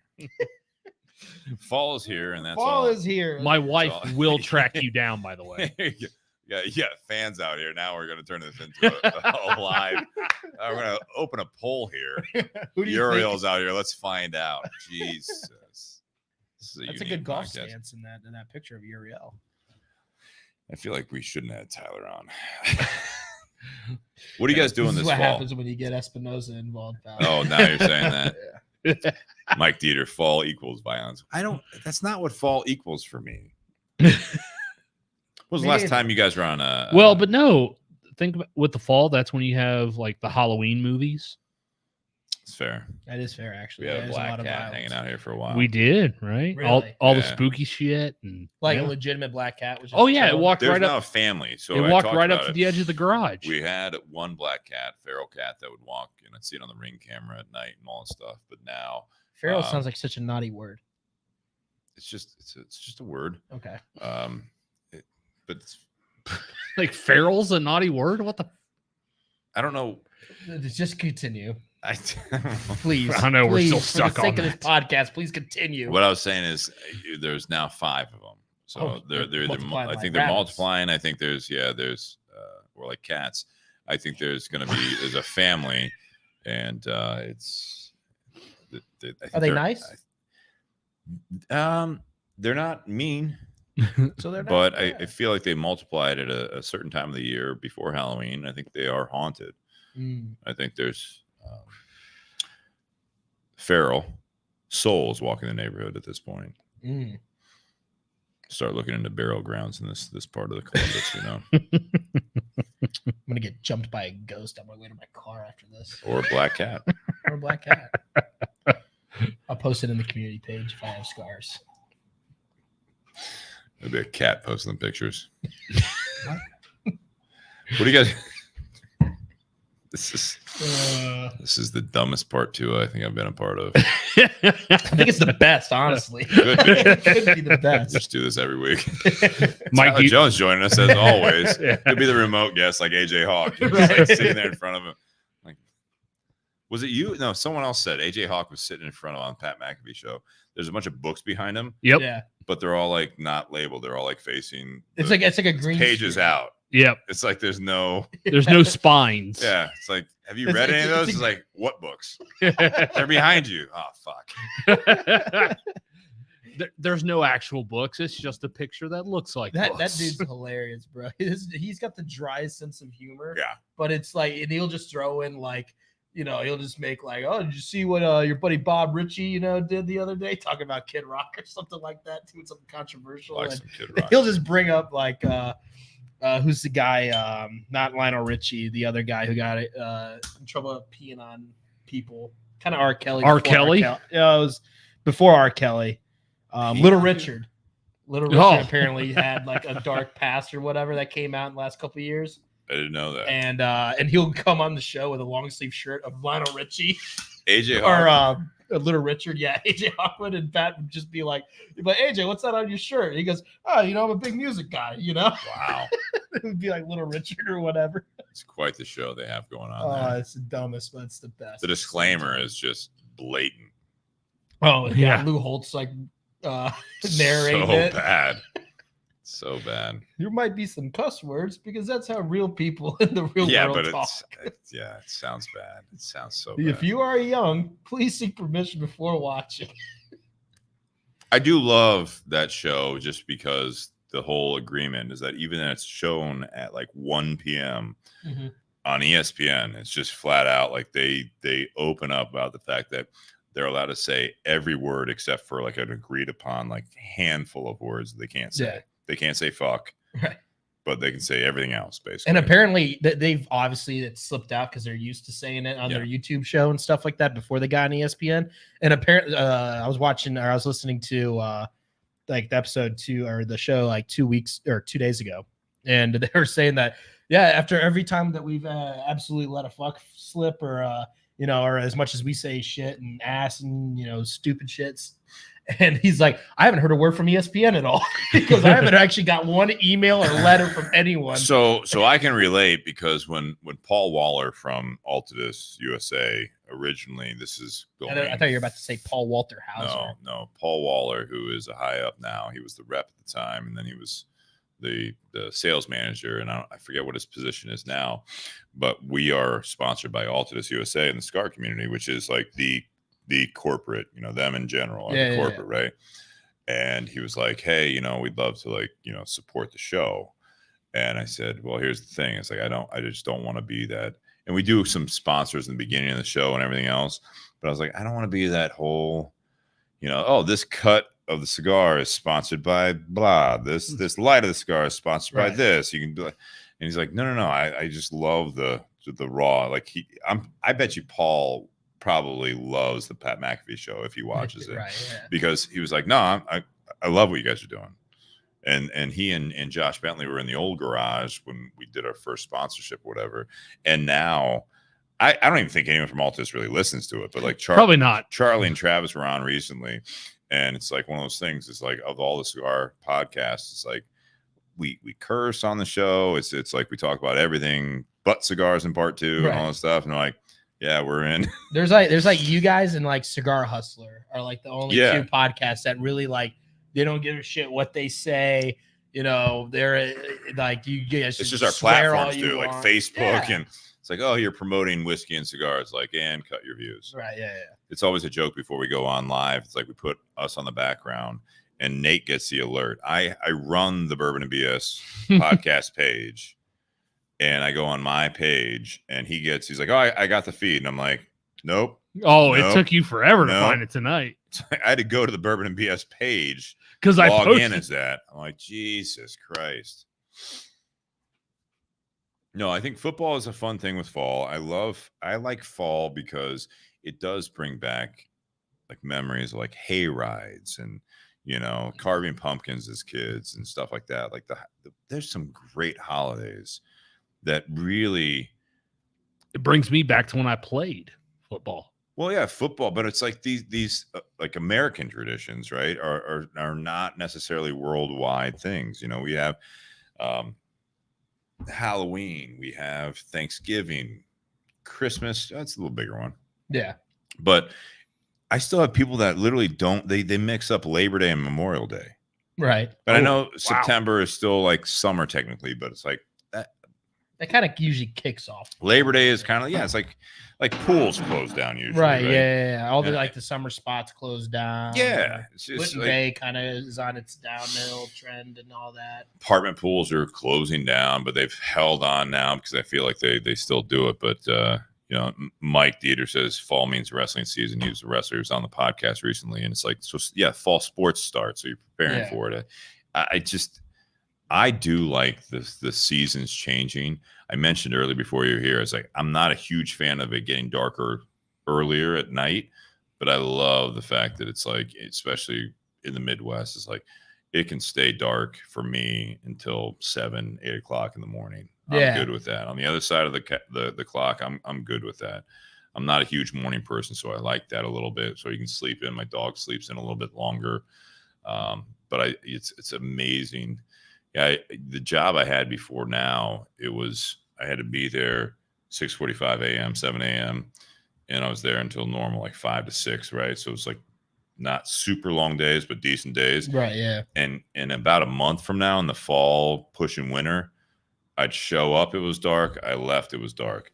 That is not enjoyable. I don't like that. Yeah. I don't like that. But it's like that's where the hobbies come in. You know what I mean? And again, first world problems or first world enjoyment is like we're talking about football. This is fun. I like talking about football. Oh, 100%. I like talking about. I got into it with Todd, another Steelers fan today at the shop. I was like, me and him just started hashing it out, and then of course Josh was just egging it on. Actually, it was more me and Josh egging it or hashing it out, and then like we always do. Yeah. And Josh is a Commanders fan. Yeah. No, Browns fan. Josh is actually a Redskins fan. Commanders. Sure. Yeah. I think here there's a movement trying to push that. Yeah, put it back to the Redskins. It's all social media. Yeah. I don't know if that's real or not. Regardless. Not that I care, honestly, if it is real or not. I don't know if that's BS or if it's actually like a legit thing. I mean, it would be kind of cool to get that old school name back, but it's 2 years ago. It's not old school. I think Washington football team was actually a cool name. I mean, I've heard a lot. You like worse. Soccer though too, so that makes sense. Right? Yeah, exactly. I mean, it's funny when that first happened a couple of years ago, and they went to just the Washington football team. One of your someone you support, LeBron James. He came out. He's like, man, how lazy do you have to be to just call yourself the Washington football team? And someone from the organization retweeted and goes, you're the person who named your son LeBron James Jr. Like, that's a fair point. And he's actually also part owner, I believe, in a Premier League soccer team, which is, like Manchester United Football Club or whatever. It's like, okay. Your soccer team just does the same exact thing. I feel like if you're going to rename a team, do it better. Yeah, for sure. Like the Washington Commanders. Why? Generals, I think would have been a better one. Probably better, right? Because it goes with the name Washington, like General George Washington. So Washington, right? Like as a kid, I had no idea that it was near DC. I thought it was like right, yeah. I thought it took me a long time to figure Washington, right? Yeah. So it's like the Redskins. Really? Yeah. As an adult, I get it. Right, there's not a whole lot of. Well, dude, I was like 10 years old. Why would I think Washington meant Washington D.C.? Yeah, because you should have just said Washington D.C. Redskins. Right? Yeah. Why wouldn't it be just D.C. Whatever. But I mean, not Washington, like the state.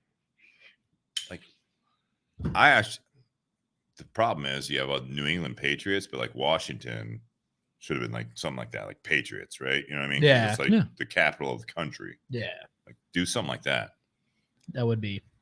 I think the basketball team had it down. The Washington Bullets. Yeah. I think that was a great name. And now what are they called? The Wizards. Is that? They had to change their name due to the rampant violence in the DC area. That's why they changed their name from the Bullets to the Wizards. Hey, it's part of the community, you know. Going back to grassroots. Oh yeah, it's one of the highest crime rates in the entire fucking country because of the NBA team.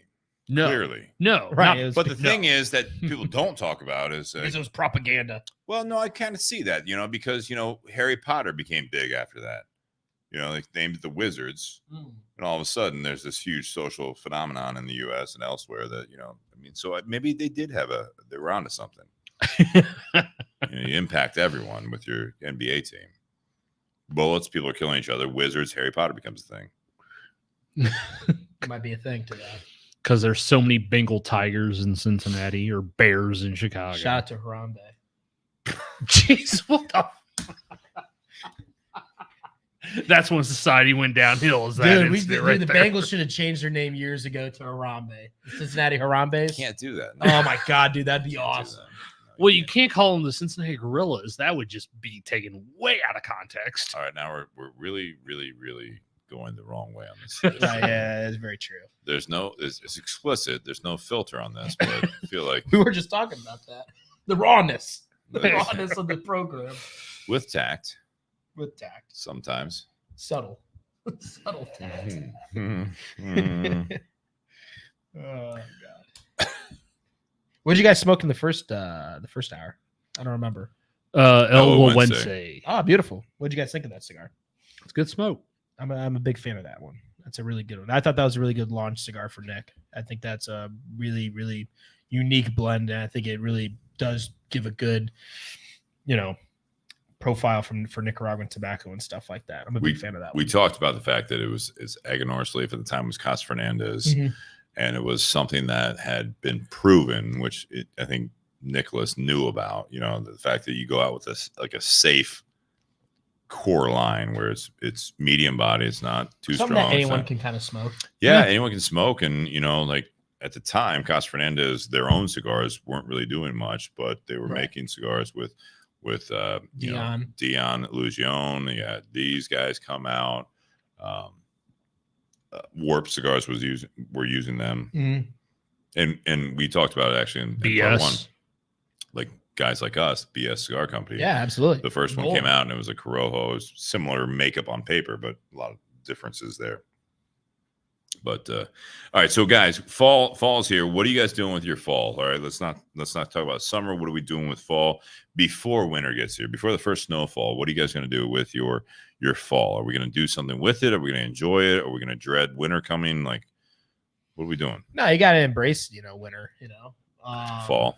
Well, and fall. But start with fall. That's I think the problem. Let's not skip the I'm just saying, bastardized but everyone does that. It's like season. The fact that like fall in the Midwest, everyone talks like, and again, not trying to get into it, like the climate change stuff like that. It's like I saw on the news this morning, I think it was, or yesterday morning, where it was like the records.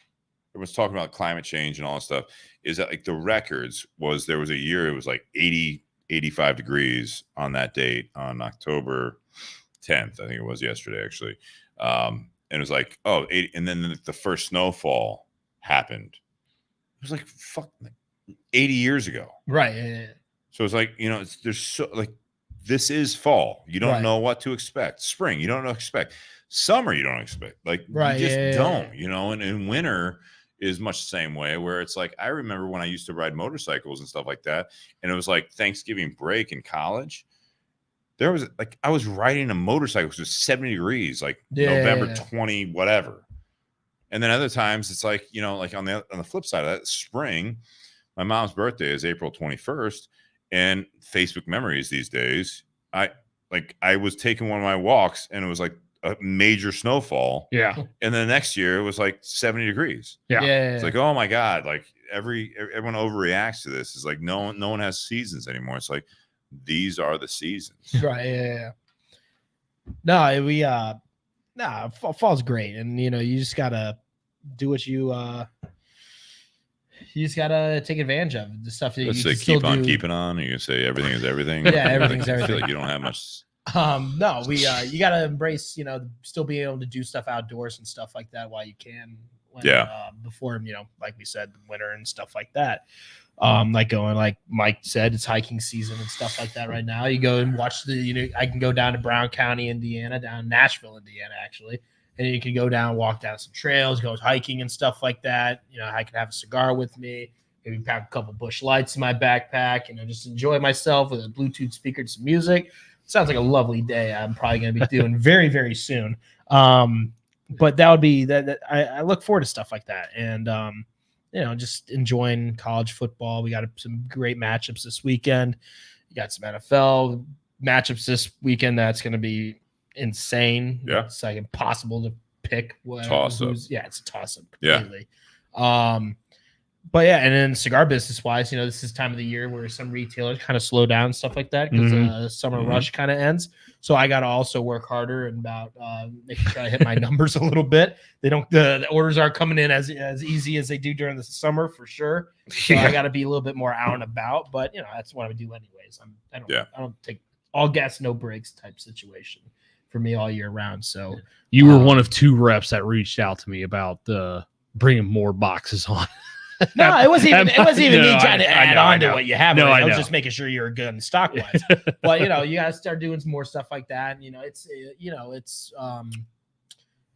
got to get ready to rock and roll. I took like the whole last week of September off just to kind of recharge to get ready for the beginning of the fourth quarter of the year and stuff like that. So, and luckily I was able to do that. I spent most of the time in Indianapolis, and I took that day trip down to Nashville. But shout out to Chrissy Critchfield. Enjoying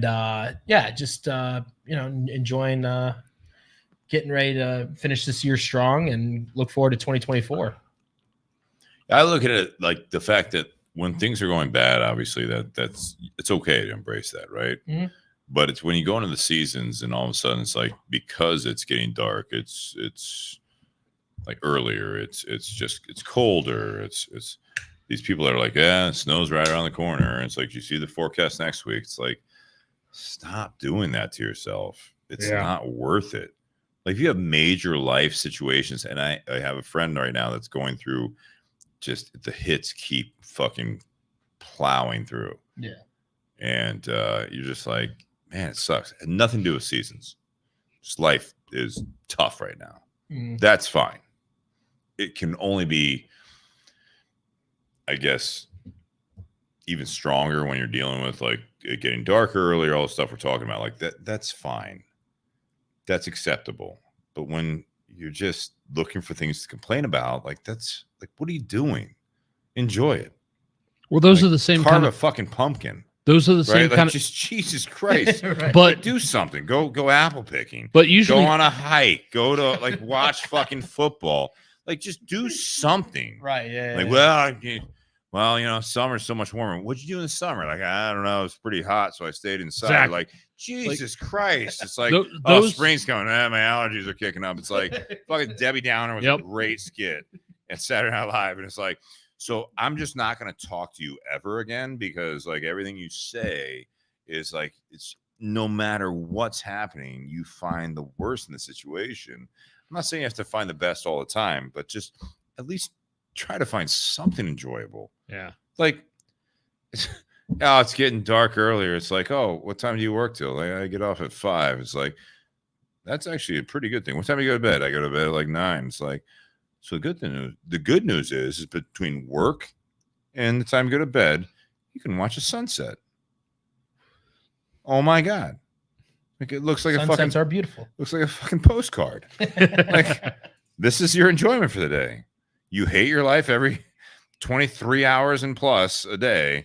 Just sit down and look out your fucking window, right, or go outside. And it's like, I don't know. It's supposed to be cold tomorrow. It's like, tonight's supposed to be gorgeous. I know, but like, I just don't think I can find the time. It's like, oh, get a fucking pair of Carhartts and go I got outside. caught up in Netflix. Like, what is your excuse for this? Jesus, I just want to cut off your internet account. I want to cut off everything. And just go for a walk or something. Enjoy yourself. Have a beer. Have a beer outside. Do a shot of whiskey outside. Going back to the NFL, one of the things that bothers me so much about being a Bears fan right now is that I've got people around me that are like, yeah, you tank this season and go to the next draft. I'm like, We had a good draft pick last year. Yeah. We gave it up. I don't want to give up another year of my life being a fan of a sports team just so that hopefully in 5 years I watch every Sunday. I want to win. I will complain even if we win. That's just what happens when you're a fan of a bad team. But at the same time, I'm going to enjoy the win with a little bit of not regret, but just be like, I'm not happy with it. Like pessimism. It's a lot of pessimism. It's like, oh yeah, you guys won. Yeah, but they still suck. You know what I mean? Like I'm fine with that, but I'm still gonna root every Sunday for the Bears. Oh no, Colts fan, dude, I gotta deal with Colts fans. Sometimes they're the worst, bro. Dude, at the beginning of this year, they're all like, with Jonathan Taylor, hold him down because of the contract starting on IR. They're like, oh, don't even play Richardson. Let's start Gardner Minshew. Let's get a good draft pick. Some Minshew, man. Minshew Mania is running wild the next 4 weeks. Does he still have the great mustache? Yes. 100% he does. All right. And he played really good actually against the Titans Sunday when he came in for AR. But he was they're all like, oh my God, let's just tank this year so we can get Marvin Jr. And I'm like, oh yeah, that's a perfect world. You guys are gonna land Marvin Jr. Doesn't that sound like Eddie in the shop? He was upset. He's like, I think I did you guys a favor by the Raiders winning. I'm like, dude, like, you're fucking, like, this is a guy that's almost, he's in his late 60s now at this point. I'm like, how many Raider seasons do you think you have left? like that's what I look at. I'm in my 40s. We know he's not watching this. I'm in my 40s now, and I'm just like, I don't know how many Bears seasons I have left. Yeah. Like, they won the Super Bowl when I was 5. Bring back Lovie Smith. Bring back Ditka. He's 83. I'd take him. You put him in the locker room, even as a mascot. Bears Super Bowl next year. Let's go. Let's go. I got a shirt that says Big Ditka Energy. That's awesome. Kristen gave that to me, and we were on vacation, and when Dick Butkus died, one of our friends, Caroline's like, just on the group message, like, Steve, I'm so sorry. The guy in her T-shirt died. I didn't even see it. I'd be like, that's not the same guy. There's 2 different Dick. It's still bad. It's still bad right, that Dick 100%. Butkus died. You know what I mean? But I got rest in peace. But it's like, no, Mike Ditka is still. Dude, they were showing highlights of that dude. That dude was a menace back in the day. He was the reason he's a legend. Oh, dude, that dude is a weapon. He hurt a lot of people. He would have been ejected in so many games in this NFL. Oh my! It was a different game back then. Oh, 100%. But it was just insane the hits that dude was. Keep going back to NFL, but yeah, absolutely. If he came in and sacked the quarterback, oh my God! Like, you can't land on him. He's like, the fuck. He'd probably take a swing at the ref. Go after the ref. He would take a forearm to the ref's jaw. Getting paid $50,000 a year to play football. Just selling out stadiums. That would be entertaining. Oh my God. And his number's retired right next to Jim Harbaugh. Right. Yeah. Jesus Christ. You wouldn't catch Dick Butkus in a pair of khakis ever.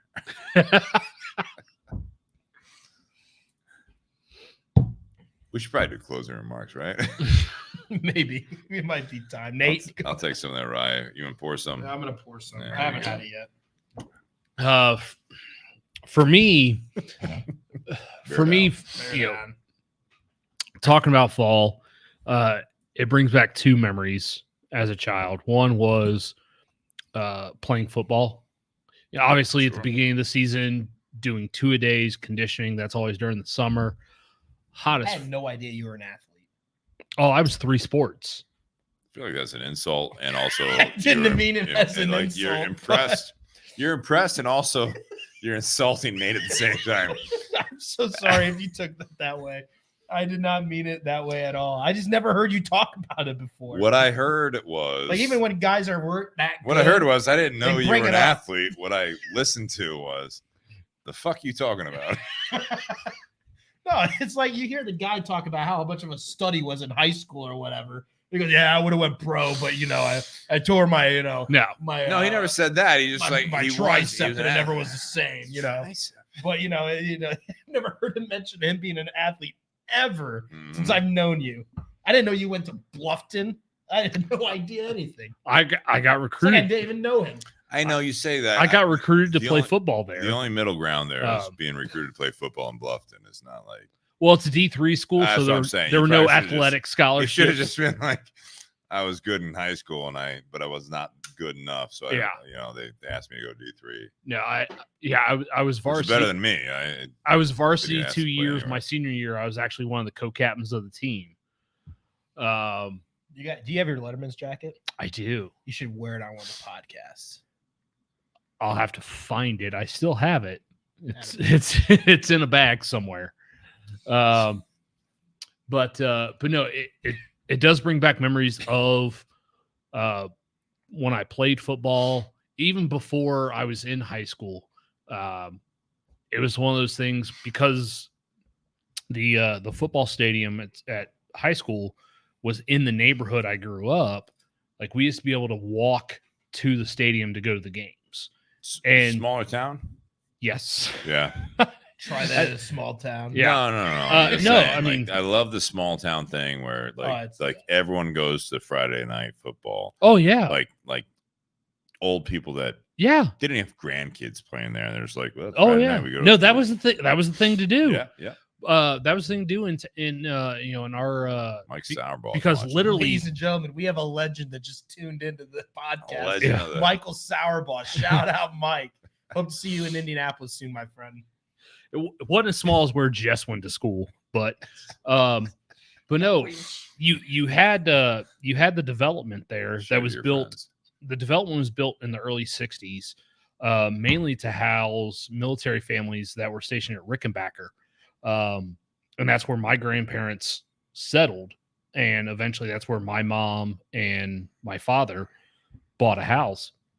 That's where I grew up. That's where I used to be able to go through the hallways of my high school and go, okay, because we had the graduating classes pictures in the hallways. How big was your graduating class? 125. That's not too bad. Small, but not, Jess's was like 46. Oh wow, that's tiny. Yeah, that's one classroom. Like they had one whole building for like K through 12. All right. Oh wow. But I used to be able to go. Grades were together in class. Yeah, but I used to be able to go through the hallway and be like, all right, here's my dad in this graduating class. Next year was my mother. I used to then be able to find all my aunts and uncles, my sister, my brother-in-law, me. But even before I actually played on the high school team, I still remember as a kid going to the stadium, like walking to the high school field to go watch the games because that was the thing to do. If you saw the lights come on Friday night, that's how you knew it was a home game. You didn't have to have a schedule, but that's how you knew it was a home game because you saw the lights come on. Had to stop giving my grandfather schedules for my sports, but he still knew when it was a home game because he saw the lights come on. Yeah. Because I could be on the other end of the field and I could still hear my grandfather in the stands arguing about a call. Yeah. And he was 3/4 of the way up the bleachers. That's awesome. But no, it makes me remember those days of, sitting on those cold aluminum bleachers. Yeah. Watching games, but then also being on the field during that. And like people are actually coming out on their Friday night to watch you play. Wow. And then one of the other things fall reminds me of is going hunting with my father. Every fall, my dad and I would make at least one trip down to our family property in Kentucky, and we would go squirrel hunting. And it was almost like a rite of passage thing. There was also the snipe hunting. Let's not talk about that too much. You traveled to hunt squirrels? Yeah. Well, it wasn't so much about the hunting. My back patio, I think. Well, Tony within city limits, Stephen. Tony will be your hunting dog. there's a difference between squirrel hunting on your back patio and squirrel hunting on 200 acres of family property. More legal. But it wasn't about necessarily the hunting. So we would drive down Friday night. My dad had this old, I want to say it was an 85 Silverado with a cap. And there were times where on the drive down, even though it was like a 3-hour drive, that little sliding window. Oh, classic. Yes. The best. Slide now that power option. Hold on. Today's truck. Slide that open, and I would actually crawl into the bed of the truck, and Why? because that's where the dog was. And so I'd spend the rest of the trip out, in the bed of the truck with the beagle, and I'd lay down instead of in the bench seat in the truck. The dog would go up front, and you. No. Oh, okay. The dog's back there with me. We exchanged. Dad wants you up there. All right. But no. Toby, get up there. Go back there. I want the dog in the passenger seat. Smokey was his name. Smokey, get your ass up here. Nate, Smoke, you're in Smokey's seat. God damn it, I'm not gonna tell you this again. Get in the trunk. Told you that when you left. Sorry, in the Nate. back. I'm sorry. Sorry, bro. But no, but their memories I still have, like riding back My neighbor's there. dog is named Smokey the puppy, by the way. Is it really? Yeah. So It's a mountain dog. like, driving down there, either in the bench seat with my dad playing Highway Alphabet or jumping in the back and just laying down, because there was something calming about laying in the back of the pickup truck, not knowing. How fast were you going? All the way down 23 to Ashland, and that. Jesus. It was a different time period. Yeah, that's fair. You're from a little podunk town, Not like there's no seatbelts. There's like Podunk town. I'm from Columbus, motherfucker. But you dropped a mother in there. Yeah. But no, I mean, we'd go down there Friday night. We'd either Shout stay out to Victoria, by the way. We'd either stay at. When I was a kid, we were staying at my uncle Darvin. Yeah, there's an old school name for you, Darvin. Just a name. That's old school. But we would stay. The head coach of the Lakers named Darvin. We would stay at his house. Darvin Ham. We would stay at his house in the holler, and then It's getting more country as we talk. And then Saturday morning, my dad and I would get up probably around 6 a.m., get dressed, and then we would walk up the hillside because This is the most wrecking story I've ever heard. But like when I was a kid, it was more about I was always tagging along with my father. Sure. My dad was the one with the shotgun, and we were going squirrel hunting. Eventually, when I got older, I had a shotgun as well, and we would split off, still within eyesight of one another, and we would go hunting together. And then after we were done, we'd go back to the house with our kills for that day. And squirrels. Yeah, with our squirrels that we bagged. And eat them? Oh yeah, we'd cut them up. We'd feed the heads and the insides to the dogs that were down there. It's really graphic. What did you do with the rest of it? You eat it? Yeah.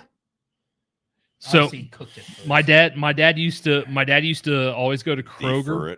My dad would go to Kroger before we left town Grab steaks. and get the box of shake and bake seasoning that came with the bag. That seems necessary with squirrels. Exactly. Yeah. Shake and bake. And bake, baby. Yeah. So you throw the squirrels in the bag. Say the line? I'm sure we did. Man, that helped. We're sitting there. I mean, just shaking that bag back and forth, getting all the seasoning. Yeah. Cook that up for dinner, and then after dinner, we're sitting on the patio, or if we were at my great uncle Arnold's house, we'd be in his driveway with a fire pit and just hanging out and just shooting the shit. And because of where our family land is in Kentucky, there's not a major city within 30 minutes. Sure. So there's no light pollution anywhere. The only lights in the entire holler are the light on top of my great uncle's garage. Sure. Yeah. And one lamppost in the holler. That's it. That's all you can see. And you just see the most lit up skylight you've ever seen in your life, probably. You can see so many more stars than you can see here. Those are the memories that I feel like, fall being here. Like I love the fact that you remember that stuff. And I think that's something that you should hold on to and people, because this is a childhood memory, right? Oh, this is going back to 14 years old and before. I think that's what a lot of people lose, right? Is what did the seasons changing? What did it mean to you? And I think there's hopefully to most people listening is that there's some positive. I looked forward thoughts to that. I looked forward to that trip every single fall. But you don't do it anymore. So we have a family reunion down there in the exact same holler. So hung up on the holler thing. We call it. He said "Lamp in the Holler." I'm like, that's a great country song. Yeah, sounds good. We call it the Hail Holler, because basically we own from the bottom all the way to the top of the ridge. There's a fence that runs along the top of the ridge. Why don't you do it anymore though? So I haven't been back down for the family reunion, which is on Labor Day weekend. In the holler. I haven't been back down there in a while because I typically work either Saturday or Sunday, either at my primary job or Tinder Box. Though, man. But that was the time in recent years that I would go down was for the family reunion down there. But how does that translate to fall now? Doing those trips when I was younger, it's the same thing when my dad and I used to go fishing down there in the springtime. It was not so much about going fishing or going hunting. When I was a kid, that's what I thought it was about. I thought it was about going hunting. I thought it was about going fishing. There you go. When I got older, that's when I realized my dad and I were not making that trip to go do either one of those two activities. It was more about spending time with one another without all the other distractions of the world. And this was back before smartphones, social media, anything like that. You were in the holler. I don't think there was a cell phone tower down there. There still isn't. Makes sense. I mean, our family had 3 of the 4 houses in that entire 200 plus acre area. So it was Darvin's house, my great grandmother's house, my great uncle's house, Arnold. Like those were the 3 houses. Going down to the bottom to the shed and splitting logs on the wood splitter, like that. Those were the memories I had. And like I was saying, when I was a kid, I thought it was all about going hunting, going fishing. It wasn't until I got older I realized that's not the reason my dad and I were going down there. We weren't going down there. What was the reason? To spend time with one another without all the other distractions, which at that time, the only distraction really was TV. Sure. Or video, or Nintendo, the original Nintendo system. Great platform. I still have one. The original. Yeah. I have an original NES. Contra? Jackal and Tetris. The 2 games? I think I also have Dr. Mario. Yeah. That's lame. Which was Tetris Lite. Yeah. But it was more about more about Nintendo. Talk to me about that. It was more about spending time father, son, that was my dad's uncles that we were staying with, visiting those family members. Yeah.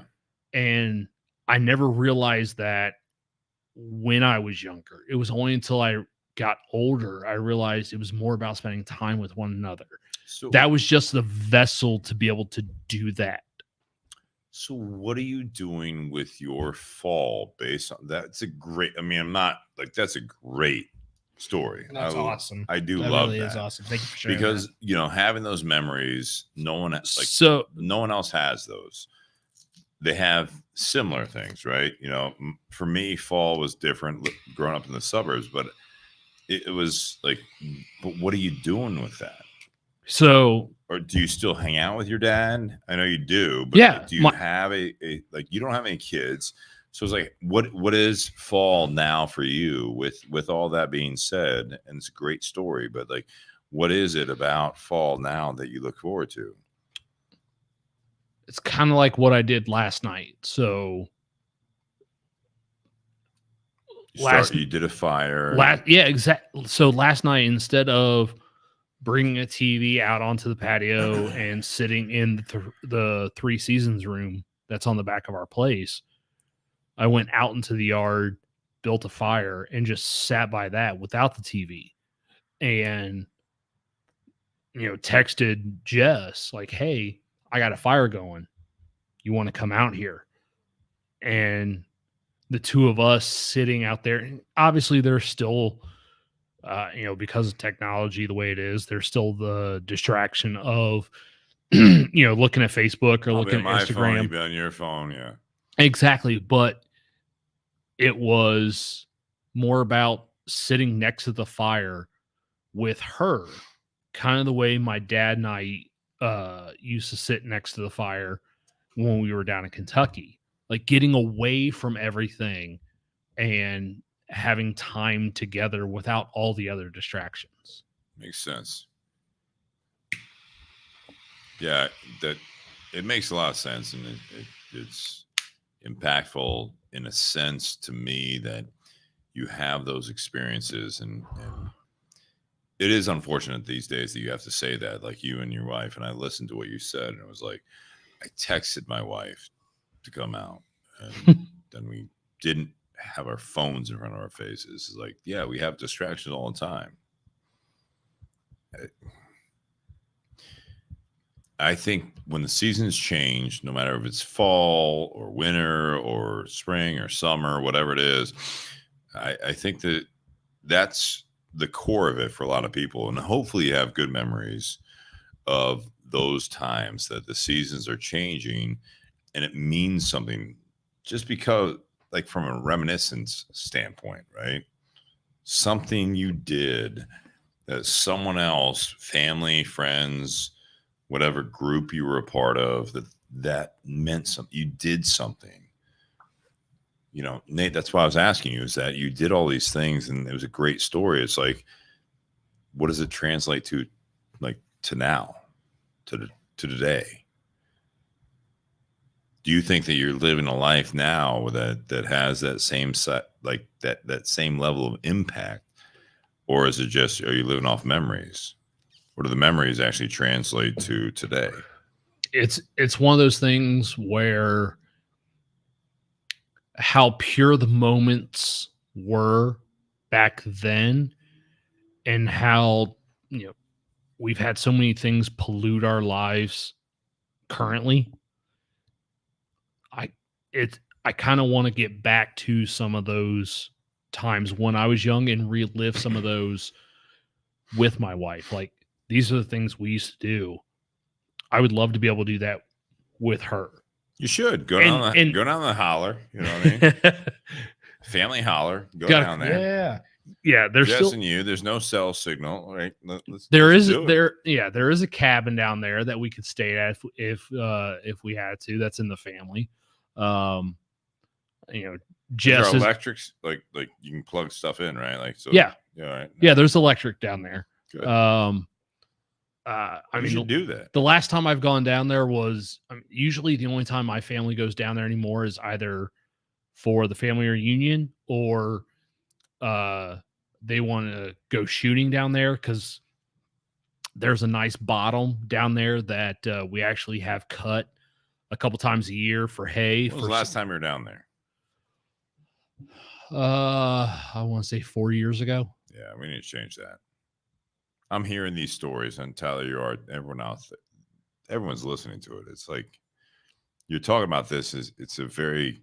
He's almost like talking about like it happened yesterday.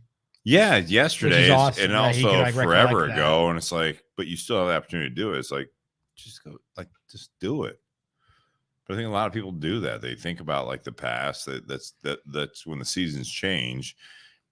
They think about the good times, but what life is throwing at them, and it's like, well, I don't have time for that, and now I gotta like run the kids around. Or I got it's honestly not, like for you, like, but it's not cigar season, so why would I try to approach my accounts with this? Like, right? No one's smoking outside. There's no one. The golfers are not doing it. Wedding season's over. There's no one buying cigars and all that stuff. It's like there are people buying cigars. Yeah, for sure. If I'm to be honest with you, Steve, the reason I haven't gone down there as much lately, since the last time Jess and I were down there. So, previously working at Tinder Box, one of my days of the week was on Saturdays, which is a pretty big day for the shop. Saturdays. And then, currently for the last, year plus, I've been working on Sundays. Those are 2 days that are a little tougher to get coverage at the shop. So the reason figure it out, man. But the reason I haven't gone down is because I feel guilty asking someone else to cover those shifts because get over it. That's it. Let's get over it. I understand, but that's how I feel like trying to, not this Sunday, but next Sunday, I had reached out and, texted the group at the store, someone covering for me because my boss at Carfagna's wants me to go to an industry tasting during that day. But the 22nd next, you were on that thread. But it's one of those things where I feel guilty to ask someone else to work on their day off so that way I can go do something else and have a day off. That's how it works, though, man. I know that's how it works, but I feel guilty doing that. Oh, fuck the guilt. Do what you gotta do for yourself. It's Mental Health Awareness Month, so you gotta do it. Is it? It actually is every month. Yeah, well, there is that. Should be every month. Yeah. No, like when you talk about stuff like that, Nate, it actually brings me back, like memory wise. I'm not going to go into a whole diatribe like he did because I don't have detailed memory like that. Talk to me about when you're 14. But I don't have detailed memory like that. But like I just remember growing up, like in this time, like that was like I didn't play football until like I was like in 7th, 8th grade, something like that. So I was always a fall ball kid for baseball because baseball was just like still is like my true love, right? Yeah. And so like I just remember now just like waking up on Saturday mornings at like 8 a.m. having breakfast. Then me and my dad get in the truck and we start heading to wherever we're having a doubleheader that day or whatever on this a brisk Saturday morning. Brisk, baby. And I was listening to 90s country on my, iPod or whatever, like a little Clay Walker. Some nice Alan Jackson, Clay Walker. Garth Brooks. Clay Walker. A little Tim McGraw, Yeah, fuck that guy. It was some good times. You were a child when that was out, and I just, man, that was framing my life. Oh, my God. It was the best. Clay Walker. And we're going to have to play some 90s country when we get this podcast done. Tim McGraw, that was like Buffalo. Oh, Buffalo. Fuck. His new hit back in the day. Oh, what the hell is that? Buffalo Soldier is it's Bob Marley. I'll look it up. What was it? Anyways, go ahead. Yeah. Don't think about it. I'm that's thinking about the whole time. song. The whole time you're talking, I'm going to think about Tim McGraw, Buffalo. Right. But yeah, just remembering that, and then by the time we got to the field, I changed the playlist. Indian Outlaw. Yes, Indian Outlaw. that's it. Yeah, Indian Outlaw. You can thank Jess but for that. Buffalo is in the lyrics. Right. Yeah, I think that has to do with I'm in my Buffalo briefs. Yeah, That's it. That's yeah, it. yeah. That's a great fucking song. But we and I would right when we got out in the field, I'd change my playlist to like my fucking getting hype type shit, like Nickelback back in the day and some other shit like that. You are a Nickelback fan. Yeah. I like what Chrissy said about taking vacation. She used to feel guilty about it. Not anymore. I deserve a break. I know exactly what she's closing 100%. that shop for. Lizona Palooza, baby. I'm just saying. Beginning in November, I'll see you down there. We Christy. all feel guilty. What Nate was saying, and what a lot of us feel is that you feel guilty about it. If you can get that, though, all you got to do is ask and get that support. And I appreciate Nate. I'm sorry I missed that, just because I've got my own shit going on. Mm-hmm. But it's like, yes. Just don't look at it. Don't play it right now. No, I'm not playing it right now. You're pulling up right now on Spotify. I'm just looking at like what else that was a banger back in the day. day. But Chrissy has a great point. that whole thing that drives people insane when you can't take the time off that you're given because of guilt. Stop looking at Spotify and finish your fucking thought. Jeez. No, that was pretty much it. No, it just brought me back to like those memories about. So there was listening to Tim McGraw. No, yeah, and it would be like. Then I got to the field, started getting warm ups done and stuff like that. And my dad was my baseball coach for most of my life and stuff like that. So that time I got to spend with him. And my mother would be in the stands and stuff like that, rooting me on. She had no idea what was going on, but she knew, her baby was out there. Oh, and my mom kept scorebook. Oh, mine too. Yeah. My mom did not. She was just out there. She just knew when I was doing good, and she was cheering for me and stuff like that. But my mom cooked. She took book in t-ball. Oh yeah, that's awesome. You didn't keep score in t-ball. Right. She's like, yeah, my mom you guys won. Right. My mom took books so well you could recreate the game by just 100%. looking. Oh yeah, absolutely. T-ball. I had putouts in that. It's like, what? No one out. Like, what is that? But yeah, no, it was just those were just fun times as a kid and stuff like that. And hopefully I get to look forward to that someday as a father, maybe one day. And all you ladies out there listening tonight, right? Yeah. But no, yeah, it just brings back those memories, and fall is part of it, and that's probably why I like fall so much, because you just there's always, I don't know, I think I have more fun in the fall for whatever reason. I don't know what it is.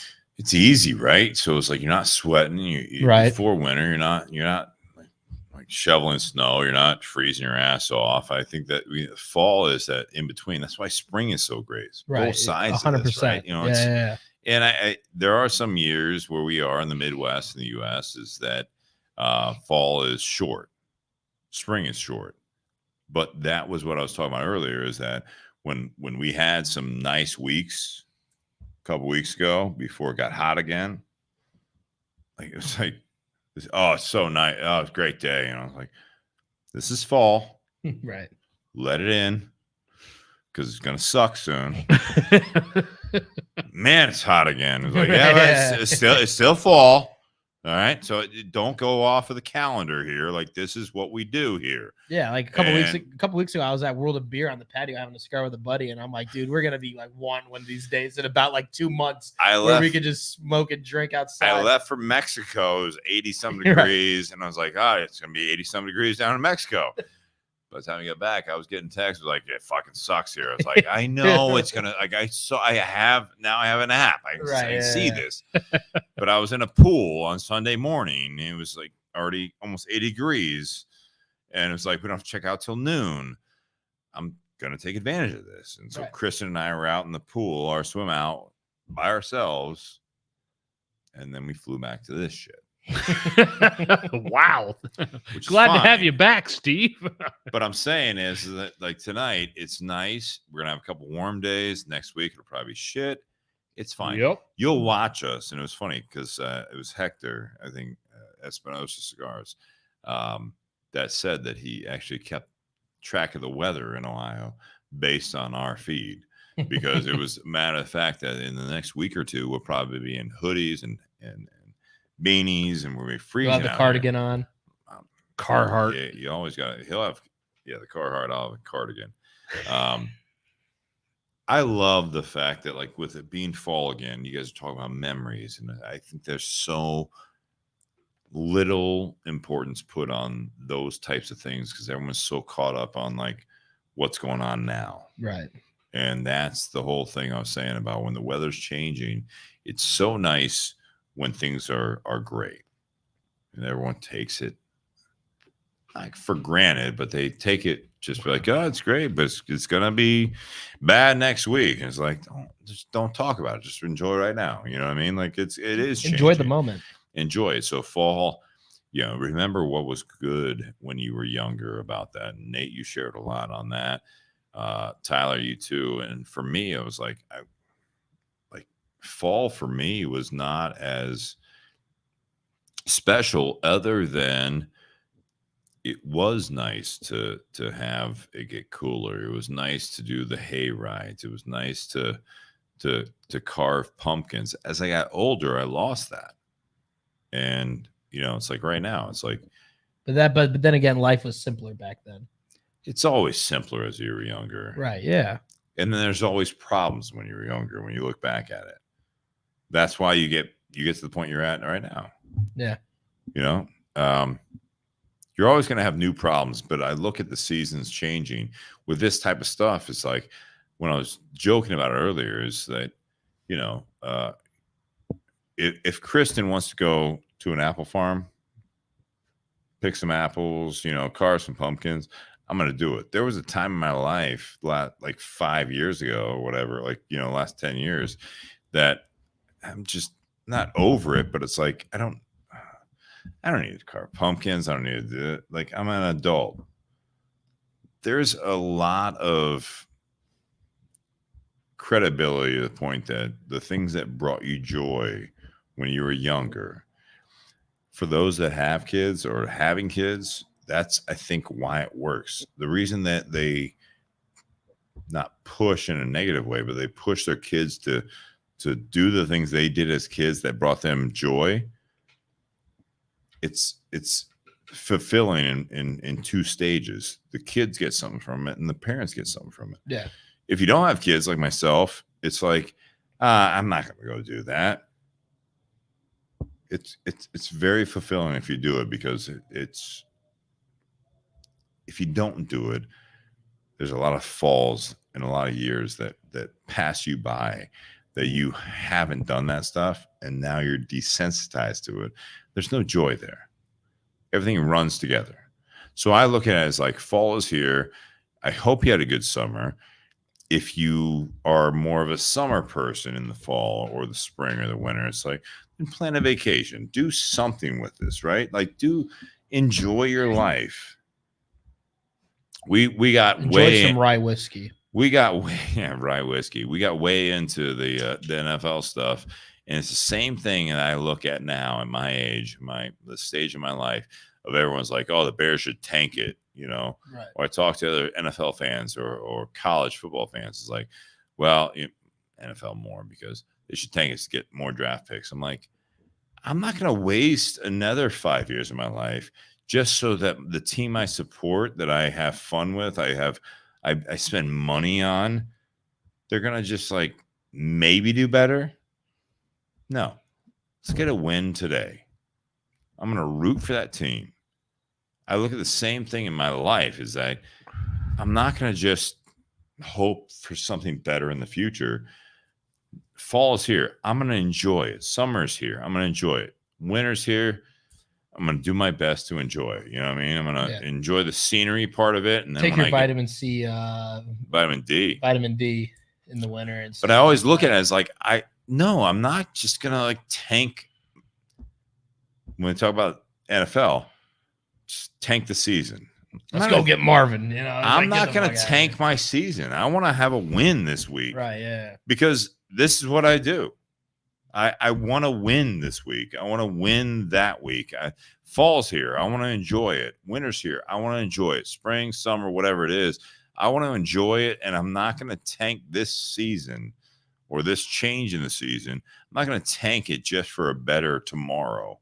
That's a terrible outlook on life, right? In my opinion. If you do that, you're hoping for luck. I wanted to buy a lottery ticket tonight for Powerball because it's so high. And I thought about it. I was like, I'll make a special stop. No, I'm not going to do it. No. Would it change my life if I won? Absolutely.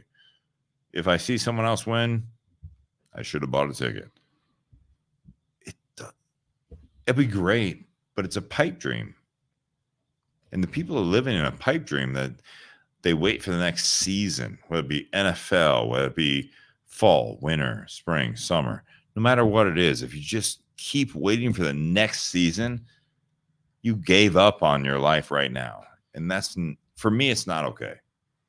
I think you need to live in the moment and actually enjoy the season. If it's a bad season, you just work that much harder. Hell yeah. Hell yeah. Hell yeah. Cheers, boys. Cheers. Happy with Gueguense. Tyler. Jesus, I thought the glass was going to fucking break in my face. Thanks for joining us, man. Absolutely. Thanks for having me Absolutely. for this last minute special guest appearance. Anytime.